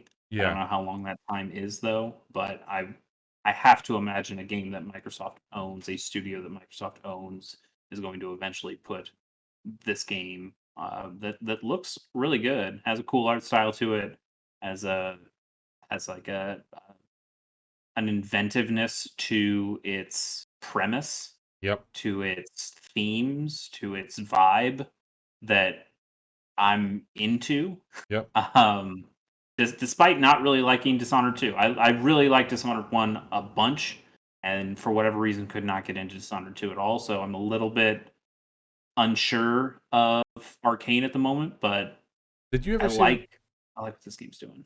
Smoking Yeah. Aces? I have not seen Smoking Aces, but yeah, I know that I remember the trailer. I remember the attitude, and this game kind of has some of Yeah. that. Yeah. It's got a bit It, of that going on it for sure. I it's like the goofier bits of James Bond without the Yeah. seriousness of James Bond. And Yeah. I like the idea that everybody knows that there's a time loop going on. And I think that that's really cool. So like when you're planning Mhm. things out, like everybody's aware of the bullshit. I did hear, I don't know if it ever happened, but I know that PlayStation was going to incorporate some of the stuff with the DualSense, like you can jam a gun up and your triggers become locked up. Like there's things I heard early on that would be happening. I would love to play this on PC if I could, but if it's a pretty long wait, I may just grab it on PlayStation because it got pushed back from last year, and I've been really looking forward to what this is for a while. Well, I think the PC version does come out the 14th with the Does it? PS5. Okay. It's just not coming to Xbox for a while. But I think it'll be on Game Pass, and I should be able to put it for free. That's what I'm getting at. Like, Yeah, PC Game Pass. Yeah, that's a good question. mm, I wonder. I don't. Yeah, I don't know. We'll see. On the 16th, we have Eastward, which is a game that Bobby and I have been eyeing for a while now. This is published. I'm not sure if I know who the developer is, but it's published by Chucklefish, who Bobby and I would probably know the best from Wargroove, which is Stardew, that Advance Wars style game. Hmm? Stardew Valley. Oh, did they do Stardew Valley too? Hmm. Nice, very cool. Yeah, Eastward. Just, just look at it, man. I Just know, fucking look at I it. know. They're apparently on Steam. So this happened before I built my PC, but on Steam there was a demo, like a very early demo for this, and I've just had this on my wish list ever since. And I didn't think it would be this year, but here we are, and this looks so fucking cool. God, it looks so My, good. when people tell me, and I've got a couple friends who've said something to this effect, they're like, just so tired of pixel art. Ugh, it's so many games are doing pixel art. Like we just need to get past it. Like it's not cool to be retro anymore. Like that we can do something else. And like you should look at Eastward. You should look at a Yeah, game like this, see what it's doing with pixel art, yeah, because there is still a ton of stuff we can do with pixel art yeah, that doesn't have to just look 8-bit or 16-bit. You can make pixel art games that look really cool. I still go back to something like Super Brothers Sword and Sorcery EP because like right. that game also pixel art, but is doing much more interesting things with it than just hey, this is another game that kind of looks like Super Mario. Yep. And yeah, I hate that argument of people going pixel art because fuck that. Like there's Hyperlight Drifter is a gorgeous game that does some really Right. cool things with pixel art, and this game is right up there with it. And yeah, I think it's I can't wait to play this. It's on PC and Switch on the And it's 16th. on sale right now on both platforms. There is, I think, a 15% discount if you pre-order the game. So just putting that out there if anybody's Yeah, interested. I think I did that. I think I have that pre-order. Cool. Also on the 16th, we are getting Skatebird. We've talked about Skatebird in the past. Skatebird still looks cool to me. I know Bobby had some trouble with the controls when he played it during the Yep. Steam, what was that called? Games Next Fest, something Fest. or other. Next Fest. But yeah, it looks like Tony Hawk, except you're a little A bird and little you're bird. going on like office furniture and little rooftops and stuff like that. It's I want to play some Skatebird. Yeah. Coming out for PC, Switch, and Xbox. It Done. just got pushed a month. Yeah. Yep. So coming out now. On the 17th, we are getting Aragami 2. Aragami. Origami, Not not origami. origami. Not origami, correct. It's coming out for PC, PS4, PS5, Xbox One, and Xbox Series X. I feel like we've covered this before in something. Like I don't know if this also got pushed. It looks very But familiar. it does look familiar. It also looks familiar because it looks like Tenchu. It Mm-hmm. looks like Tenchu, and you see that like little dark dash that you did, which also feels very Dishonored-y, where you kind of Yeah. do like blink power stuff. And it seems like a good combination of games to do your stealth action game around. I So would agree. I'm kind of digging this. This Yeah. seems like it could be good. I guess I'll wait to hear about reviews, but I'm keeping an eye on You this said one it's for on sure. what now? It is on PC, PS4, PS5, Xbox One, and Xbox Series X. Okay. Cool. Moving on, also on the same day, the 17th, we are getting Ni no Kuni 2 Revenant Kingdom Prince's Edition for the Nintendo Switch. This includes all 3 of the DLC packs from the PS4 and PC version of Ni no Kuni 2 Revenant Kingdom. We liked this game. Yeah. Do you have a desire to get on the Switch? 0. Yeah. But I did enjoy this game a lot. I think if you haven't played this game, this seems like a good version to go after with the DLC. It's not going to look as pretty as the PlayStation 4 version for sure, or the this game came to Xbox, I think, right? Yeah. So probably won't look as pretty as those versions, but has all the DLC stuff baked into it. I think it was a good game. Yeah, Yeah. I that's agree. my take. I think it's a good game. It's a good game. Moving on to the 21st, we are getting Kenna Bridge of Spirits for PC, PS4, and PS5. I swear we've talked about this one before too. I This can't. one's got pushed back. We Okay, had brought this up last month. I'm like, hey, don't even talk about it. It got bumped. right. Okay. Uh, looks like a DreamWorks movie, Or like rare which game. not quite as good as a Pixar movie, but like it looks good for sure. Yeah, it definitely has some rare kind of energy to it. Yeah. Um, I- it looks pretty good. It looks really Looks pretty pretty. good. Yeah. Yeah. I like this. This is kind of in that Psychonauts world for me of like I don't know if I want to play these kinds of games anymore, but Right. this looks like a good one of those. Yep. It actually is giving me a lot of God of War vibes in the way that the combat works, where it's Yeah. you're kind of like mixing in different styles of attacks, melees and and ranged attacks. You've got kind of some creature familiar things that you're also playing around with. It just looks really pretty. Yeah.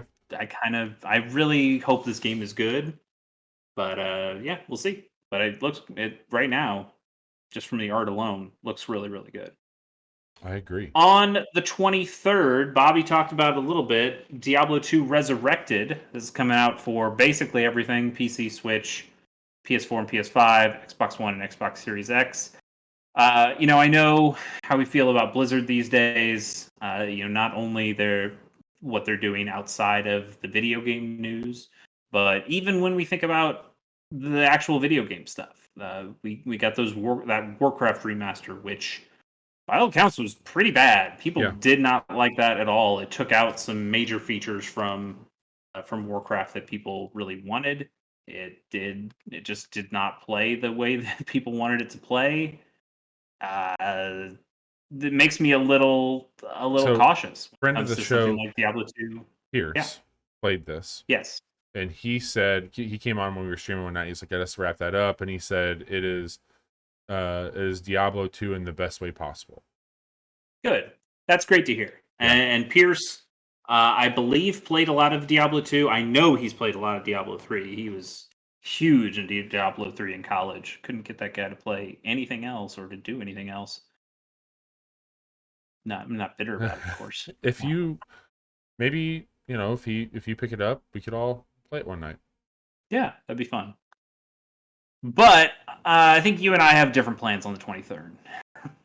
Because I think you and I will probably both be playing Sable, which comes out for the God, PC man, and Xbox Series X. I was already I hyped for guess this fucking game, and I then guess that I demo, guess I won't actually be playing it because I don't have either of those consoles. But holy shit, man, Sable! Sable's gonna be good. I mean, it's coming for the Xbox One, right? Yeah, Like I just wrote Xbox Series X, but that demo was on Xbox One yeah, that I played. yeah. You'll have it Yeah. there. Okay.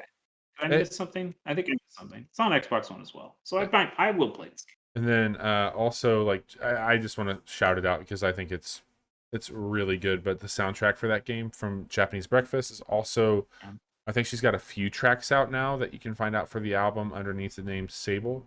But Glider's a hell of a song, man. Glider is That's one of so my favorites. good. And you know what? Like I could talk about this sort of thing for a long time, but I won't. That captured that game so beautifully. It fits perfectly for what's going on. And she was on an interview talking about the arrangement and like why she chose certain instruments for different biomes. It's worth a watch. It's worth a watch to see her break down like what she's doing with this game and where the inspiration came from. And Yeah. that is a whole other layer of this game that has me incredibly excited as the music of it. And it's not one that you might think of right away when you see a game this breathtaking, but I can't wait. Yeah, we've been talking about Sable for a long while on this podcast, and it's great that it's finally coming out. And you know, part of me is like, oh, another character action game. I don't character action platformer, but I, I don't know. I don't know what it is. I think Sable's going to be fine for me. Yeah. I think I'm going to be able to play that no problem. Yep. I playing that demo and getting on the actual glider thing that you drive around on, even though that was a junky one Yep. that it is not going to play like the way that the good ones are going to play as. Yep. That was still so much fun. I just can't wait to drive around the desert. It's gonna be so great. On the 24th, the very next day, you can drive around some different sand in Death Stranding Director's Cut. Death Ah, Stranding Director's Cut. don't call it a director's cut. It's not one of those. No, yeah, there's no cut. Like it's more. You didn't cut anything. In More fact, Death you added Stranding. a shit ton of stuff. It's coming exclusively for PS5.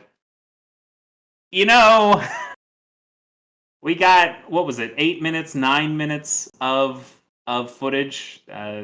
Did you feel a little full?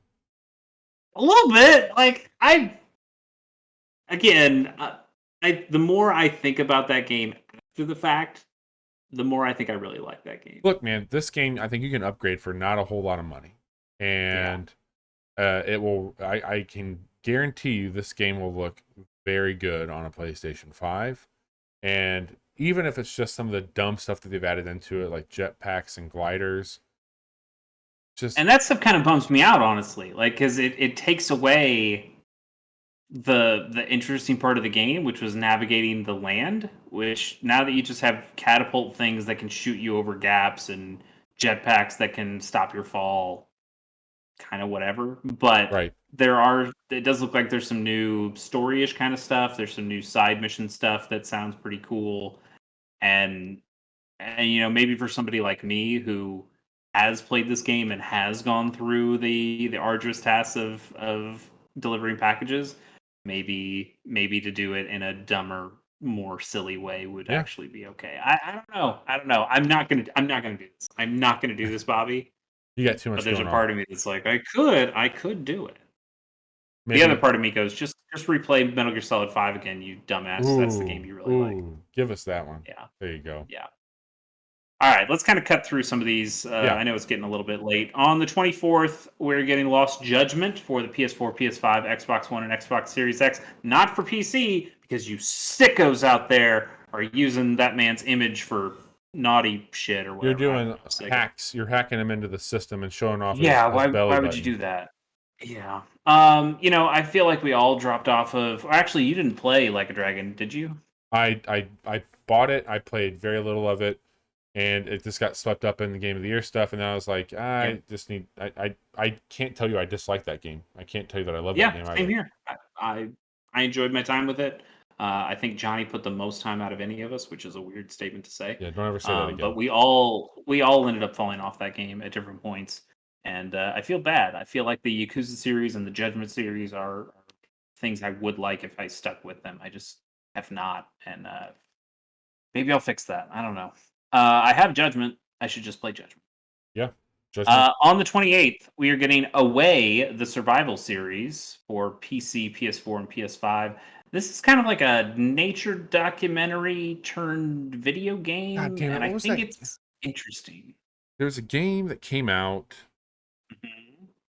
It had to deal with like I think like legacy, and I think that you were playing as like a chimpanzee in it.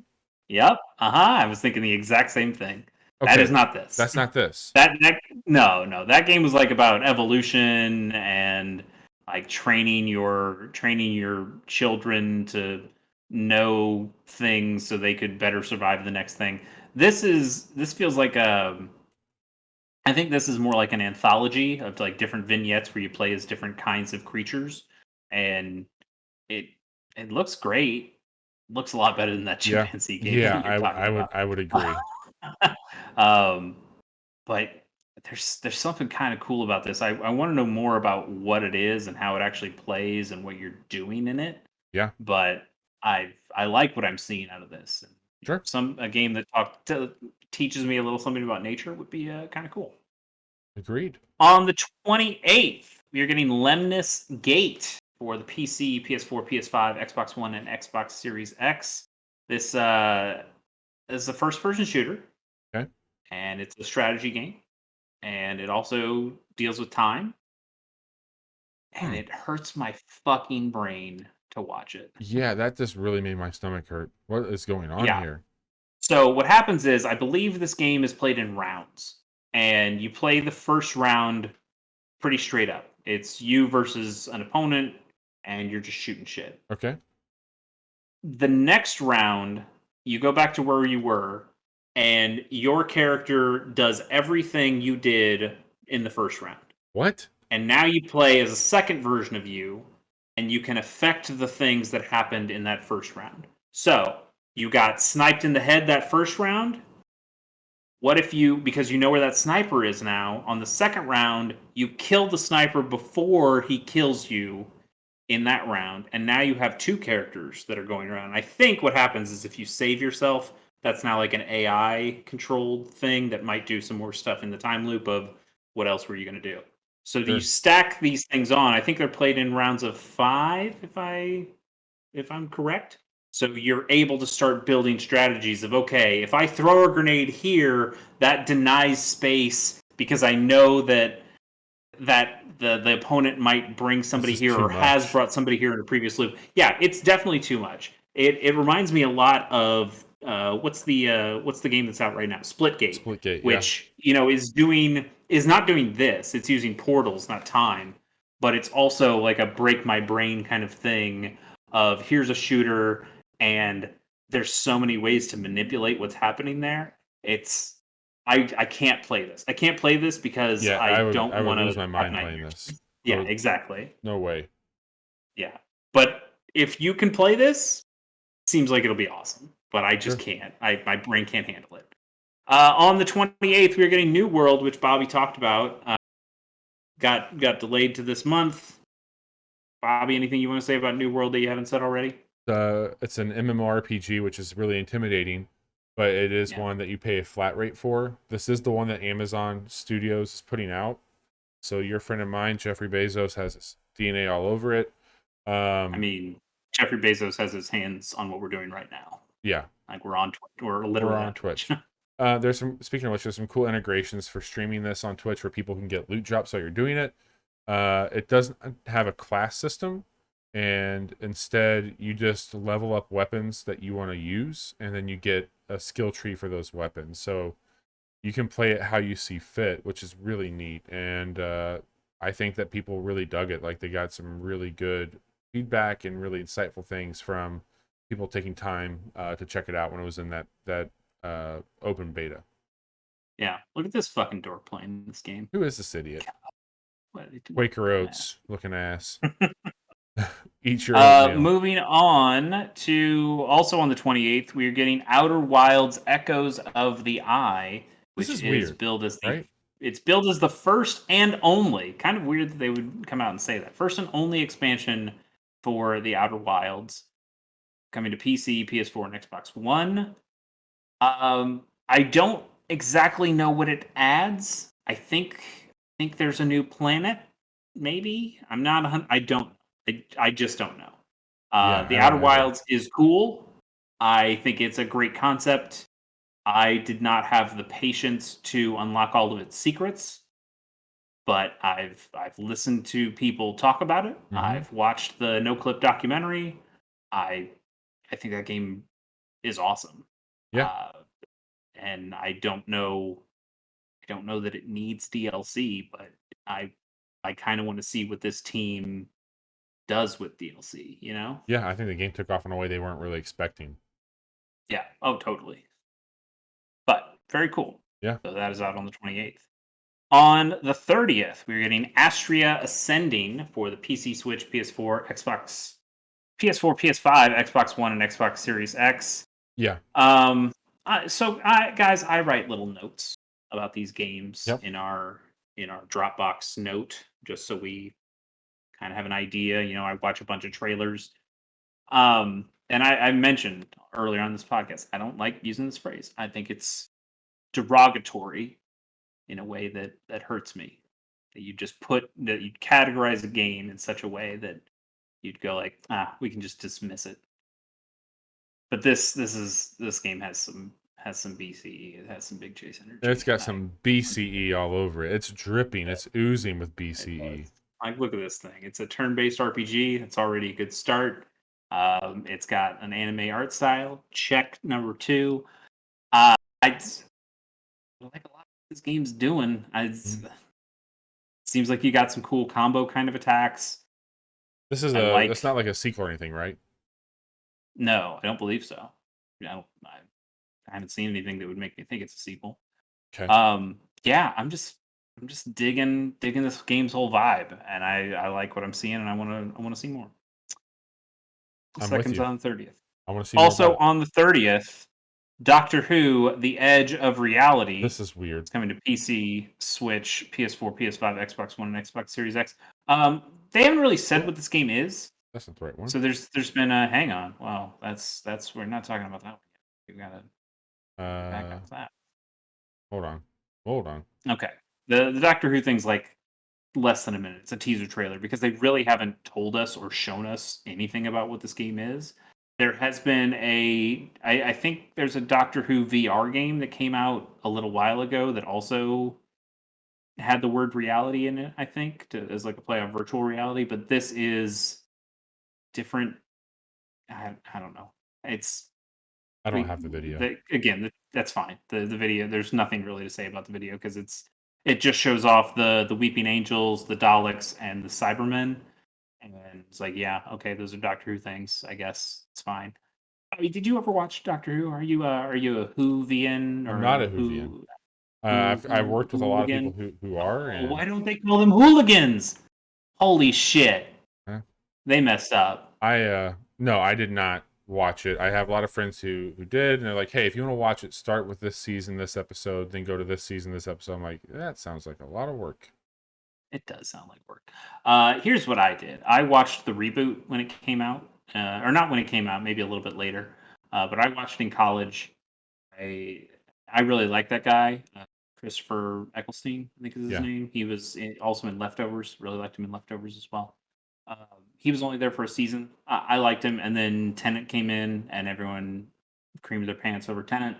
And there were some again, They there were good love episodes. I David. watched plenty of that. I ended up watching quite a bit of Doctor Who. My roommate really liked it as well, so we would watch it all the time.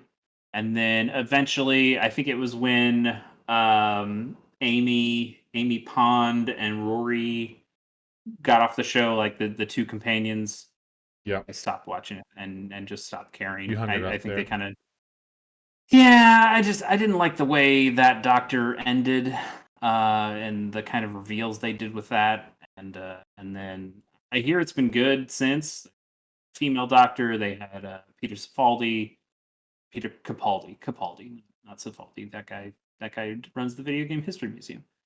Um, but yeah, I hear they do pretty good things. But there's a part of me that looks back on my time in college and why the fuck did you watch all that Doctor Who? That was not that good. Honestly. I don't know. Maybe No. that'll make enemies. Let's end it though, Bobby. You've been itching to show this trailer off, and that's Hot Wheels Unleashed. Finally, going to unleash this trailer. This is coming out for PC, Switch, PS4, PS5, Xbox One, and Xbox Series X. This looks really cool. There was that Hot Wheels DLC for which Forza Horizon was it? Was it 3, 4? I can't remember. It was the one One that of them came out had, when the Series X did. I think, Not Series X, but was it? Xbox One X. Yeah, was that the? I think that was the one in Australia. I want to say that's Yep. 4. Yep. I don't remember. Was it the same game that had the Lego DLC, or was that a different Forza Horizon that got the Lego? That was the DLC? same one. I think no, Okay, mate. I don't know, I man. I don't remember either. I'm gonna say, if I had to guess, gun to my head, I think it was Forza Horizon 3 had the Hot Wheels DLC, which was pretty good, pretty fun. Yeah. They're making a whole well, not they. It's not Turn 10, but it. There is a Hot Wheels game. You're seeing it right now. That is all Hot Wheels. It brings back the classic Hot Wheels cars. There's the fucking shark car, which awesome. Love that car. Yep. Plenty of orange tracks. There are booster pads. There's a lot of driving around like garages and other things. Like people made these tracks, but also they're impossible tracks that people have daisy chained the tracks in their own God. places. I loved the Micro Machines games Yeah. for the Sega Genesis and like original Nintendo. There were some like you're driving around around like a breakfast table, and the track lines were all Cheerios that you'd have to stay in the lines with, and you drive around the big glass of milk or something like that, or jump over a fork. I thought those were really cool. I like that idea of being like a small tiny car driving on stuff and doing that perspective stuff. That's one of the things I like about Skatebird is that Yeah. it's also doing similar kind of I can see perspective that for things like sure. that. So there's a part of me that goes like, oh, I bet I would love this. But also racing games are pretty touchy for me. Like there's a certain kind of racing game that I'm looking for, and this might be it. It might not. I don't know. But I dig what it's doing, and I hope it's good because it seems cool. I was a big Hot Wheels fan growing up. Well, I think that there's going to be a lot to love in that Hot Wheels Unleashed game, and I just wish that it was coming to, like Game Pass or something. Yeah, it might in the future. Who knows? Chase. All right, Bobby, it's time to make some picks for this Yeah. month. What did we see this month that we thought was things that we would personally recommend, things that we know that we're going to buy, whatever. I did enlist Johnny despite his tooth pain and his uh, uncomfortable air conditioning. Yes. He was able to scratch out a couple of things that he was interested in for this month. Bobby, why don't you go first and tell us the games that are your picks for the month of September? Yeah. Let me get that pulled up here. So for me, I put Eastward, Sable, Lost in Random, and Deathloop. I think those are fair choices. Yeah. I also had Eastward and Sable. Those games just gorgeous to look at, and hopefully they play as good as they look. Sable does seem like it is that since we played that demo. Yep. And then I had to go with the BCE and put Astria Ascending on there. I think that's you think you'll pick it up? enjoy. Oh, I think I'll pick that up for sure.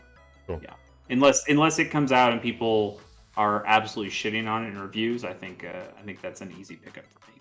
Okay. As for Johnny, he also had Deathloop, like you did, but he also has WarioWare Get It Together. Totally understand that. And Tales of Arise, which I understand a lot less after playing that demo.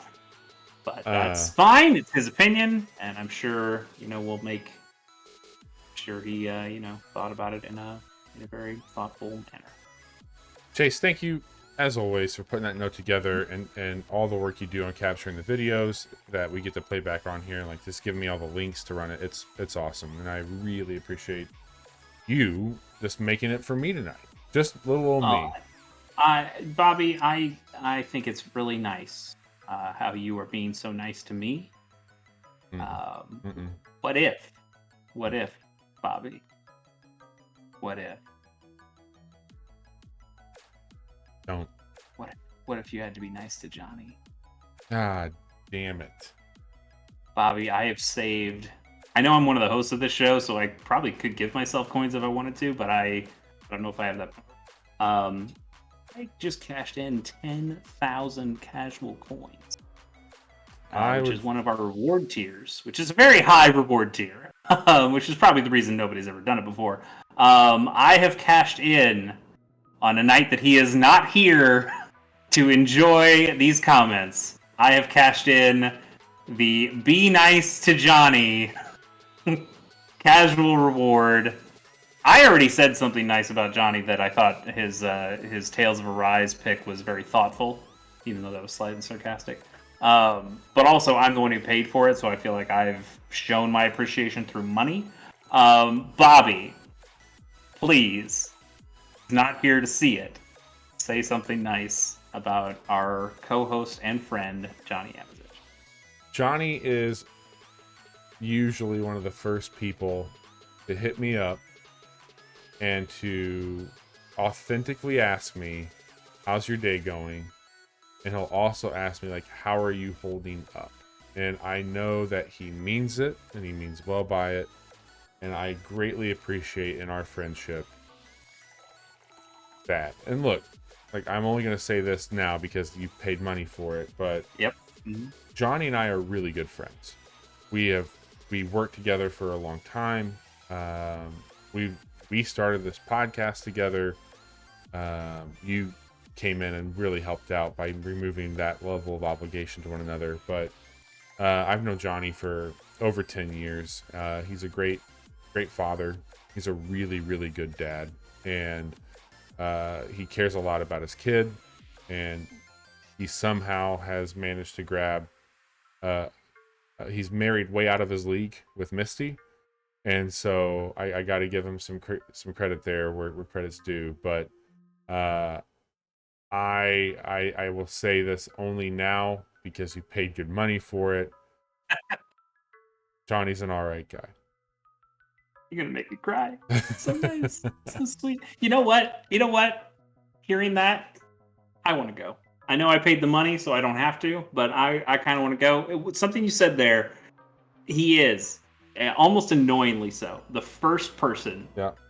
Every day I get on GChat. I know you don't know what that is. You're only like iMessage or whatever. Yeah. But every day I get onto GChat, and if he's not in incredible tooth pain or can't feel himself because of being on fire or on ice, depending on his furnace air conditioning situation. Is Johnny just auto-tune crying as tooth pain? Probably. Is that what he is? Okay. Yes. Yeah. He's not T-Pain. He's Tooth Pain. I like that as his rap name. That's good. Yeah, he is almost annoyingly so the first one to be like, hey, good morning. How are you? And I know. I think the most annoying part of it is it's not a bit. It's not there to be annoying. It is there because he genuinely He's like the cares. kid from Bad Santa. What's up with you, these fucking sandwiches, kid? Like, he's that way. He definitely is that way. He has been watching. He's been taking on a lot of fun things for me, a lot of fun responsibilities that are really only so he can continue to chat with me and do fun things with me. He has started watching, well, not started, we're deep in the middle of it. Mobile Suit Gundam, the original Mobile Suit Gundam, so he can start to understand why I like these mechs so much. And, I think he's enjoying it as well. But that was definitely something he did. You're asking him to finish something? Yeah, and so far, I mean, we're doing 2 episodes a week, and he's mostly holding to that. We've had to make some different arrangements a couple of weeks, but for the most part, he's doing it, and it's been fun to talk to him on GChat about that. He started watching Neon Genesis Evangelion, and I'm shocked and excited to talk to him about those as well. In fact, he's been enjoying that so much he asked to borrow my Ava mangas, and so I let him borrow those, and we'll see if he gets through those at some point.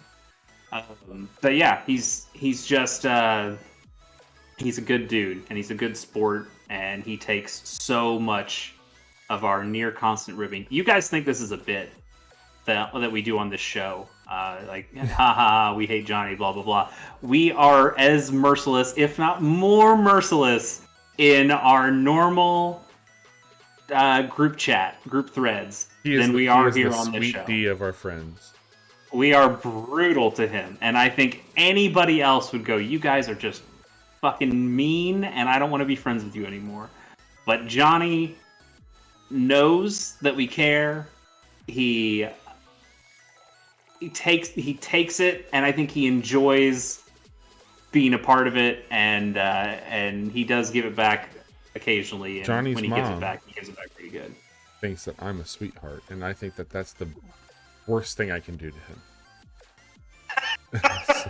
so man, you know what? That was worth 10,000 casual coins. If you would like us to say something nice about Johnny, although I don't think you're going to get better than this. Like, the next ones probably have to be sarcastic or definitely shorter at the very least.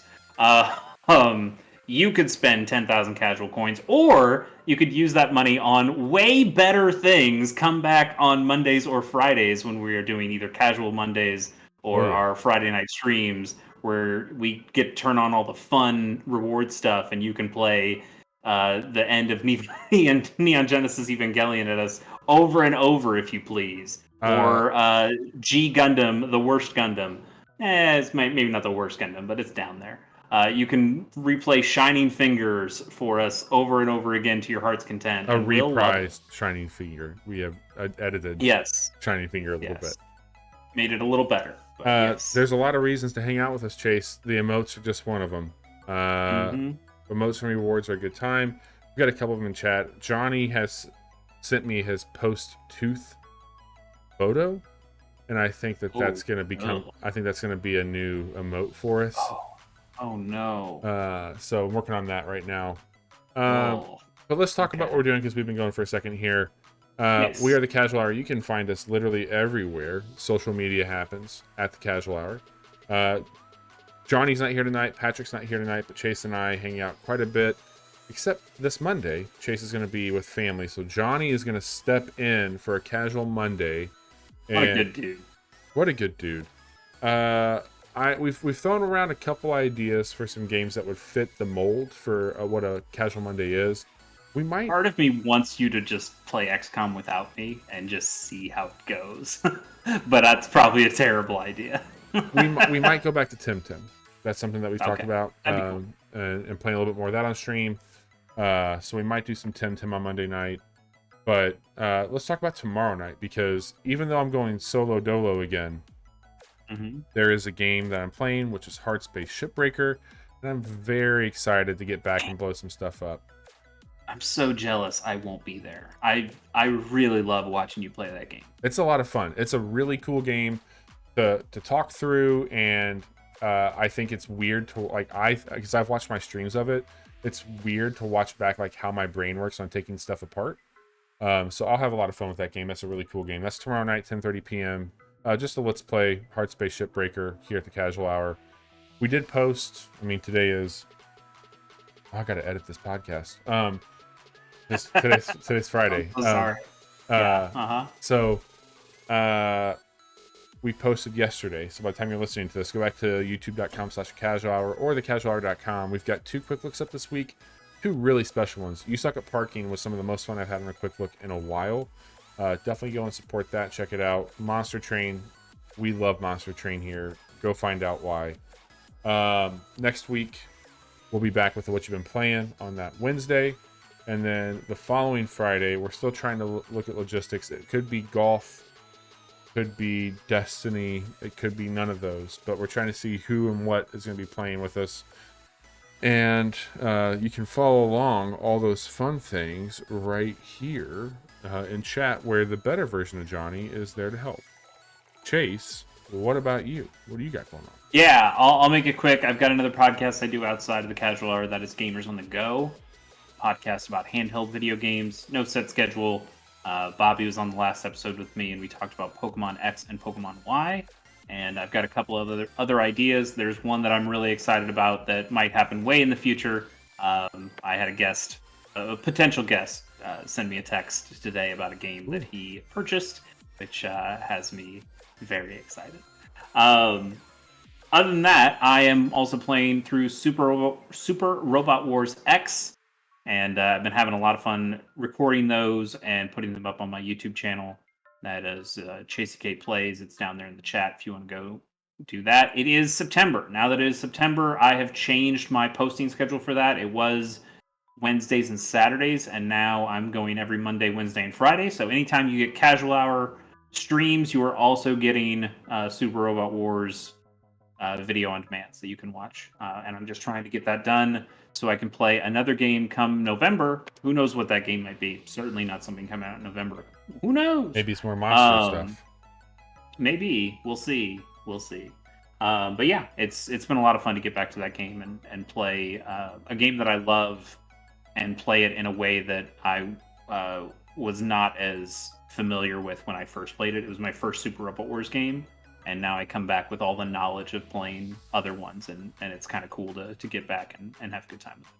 That's awesome. I will I'll start to link, because it's usually following like kind of a similar release schedule on our website. So if you go to our website, which is thecasualhour.com, you'll see always at the very top all of our social links, but you'll see I try to keep a link to our most current video. So it could be a recap of the stream. It could also be one of our quick looks.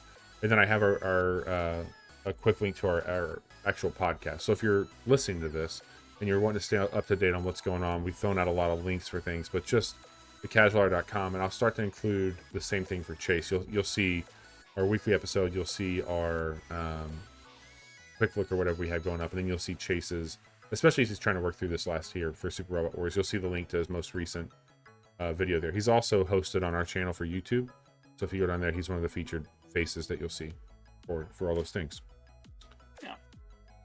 Chase, I think that's going to do it for us. A big episode, a lot of fun stuff in September. I can tell you right now, as we continue to get through this month, tune in on Wednesdays, because we're going to be doing all kinds of crazy stuff, recapping those games. And if you could do us a favor, drop us a follow. Liking a follow goes a long way for us. Same thing for our YouTube channel. We post some really cool content over there that you don't get here on Twitch, which is more short form or long form videos around games. And it's in a let's play mentality, but not in a live sense, where we're really breaking down the game and giving some hot takes on it. So if you haven't yet, do consider giving us a follow. We would greatly appreciate you hanging around with what we're doing. If you're listening to this podcast, definitely, and not following us, definitely come in and check out a stream sometime and follow then. Like, don't just follow between. You have to follow during the streams, because we made a cool thing. Yeah. And nobody's seen it yet because it hasn't happened. So somebody please like and follow and subscribe and all that. Like, don't necessarily give us bits. I mean, if you want to give us bits, you can, but I'm not asking you to give us money. But I'm just saying, if you do any of those things, a cool thing might happen, and I want to see that cool thing happen. And as we're leaving here, we will say again, we played some Destiny with our good friend Preston. Thank you for getting us that prophecy dungeon. That was super helpful. And we are going to be signing off here. Everybody be safe, take care of one another, and we will be back tomorrow night. Well, I will be back tomorrow night solo in space playing Hard Space Shipbreaker. Come and hang out with me. It'll be a ton of fun. Chase, thanks for everything. Take care.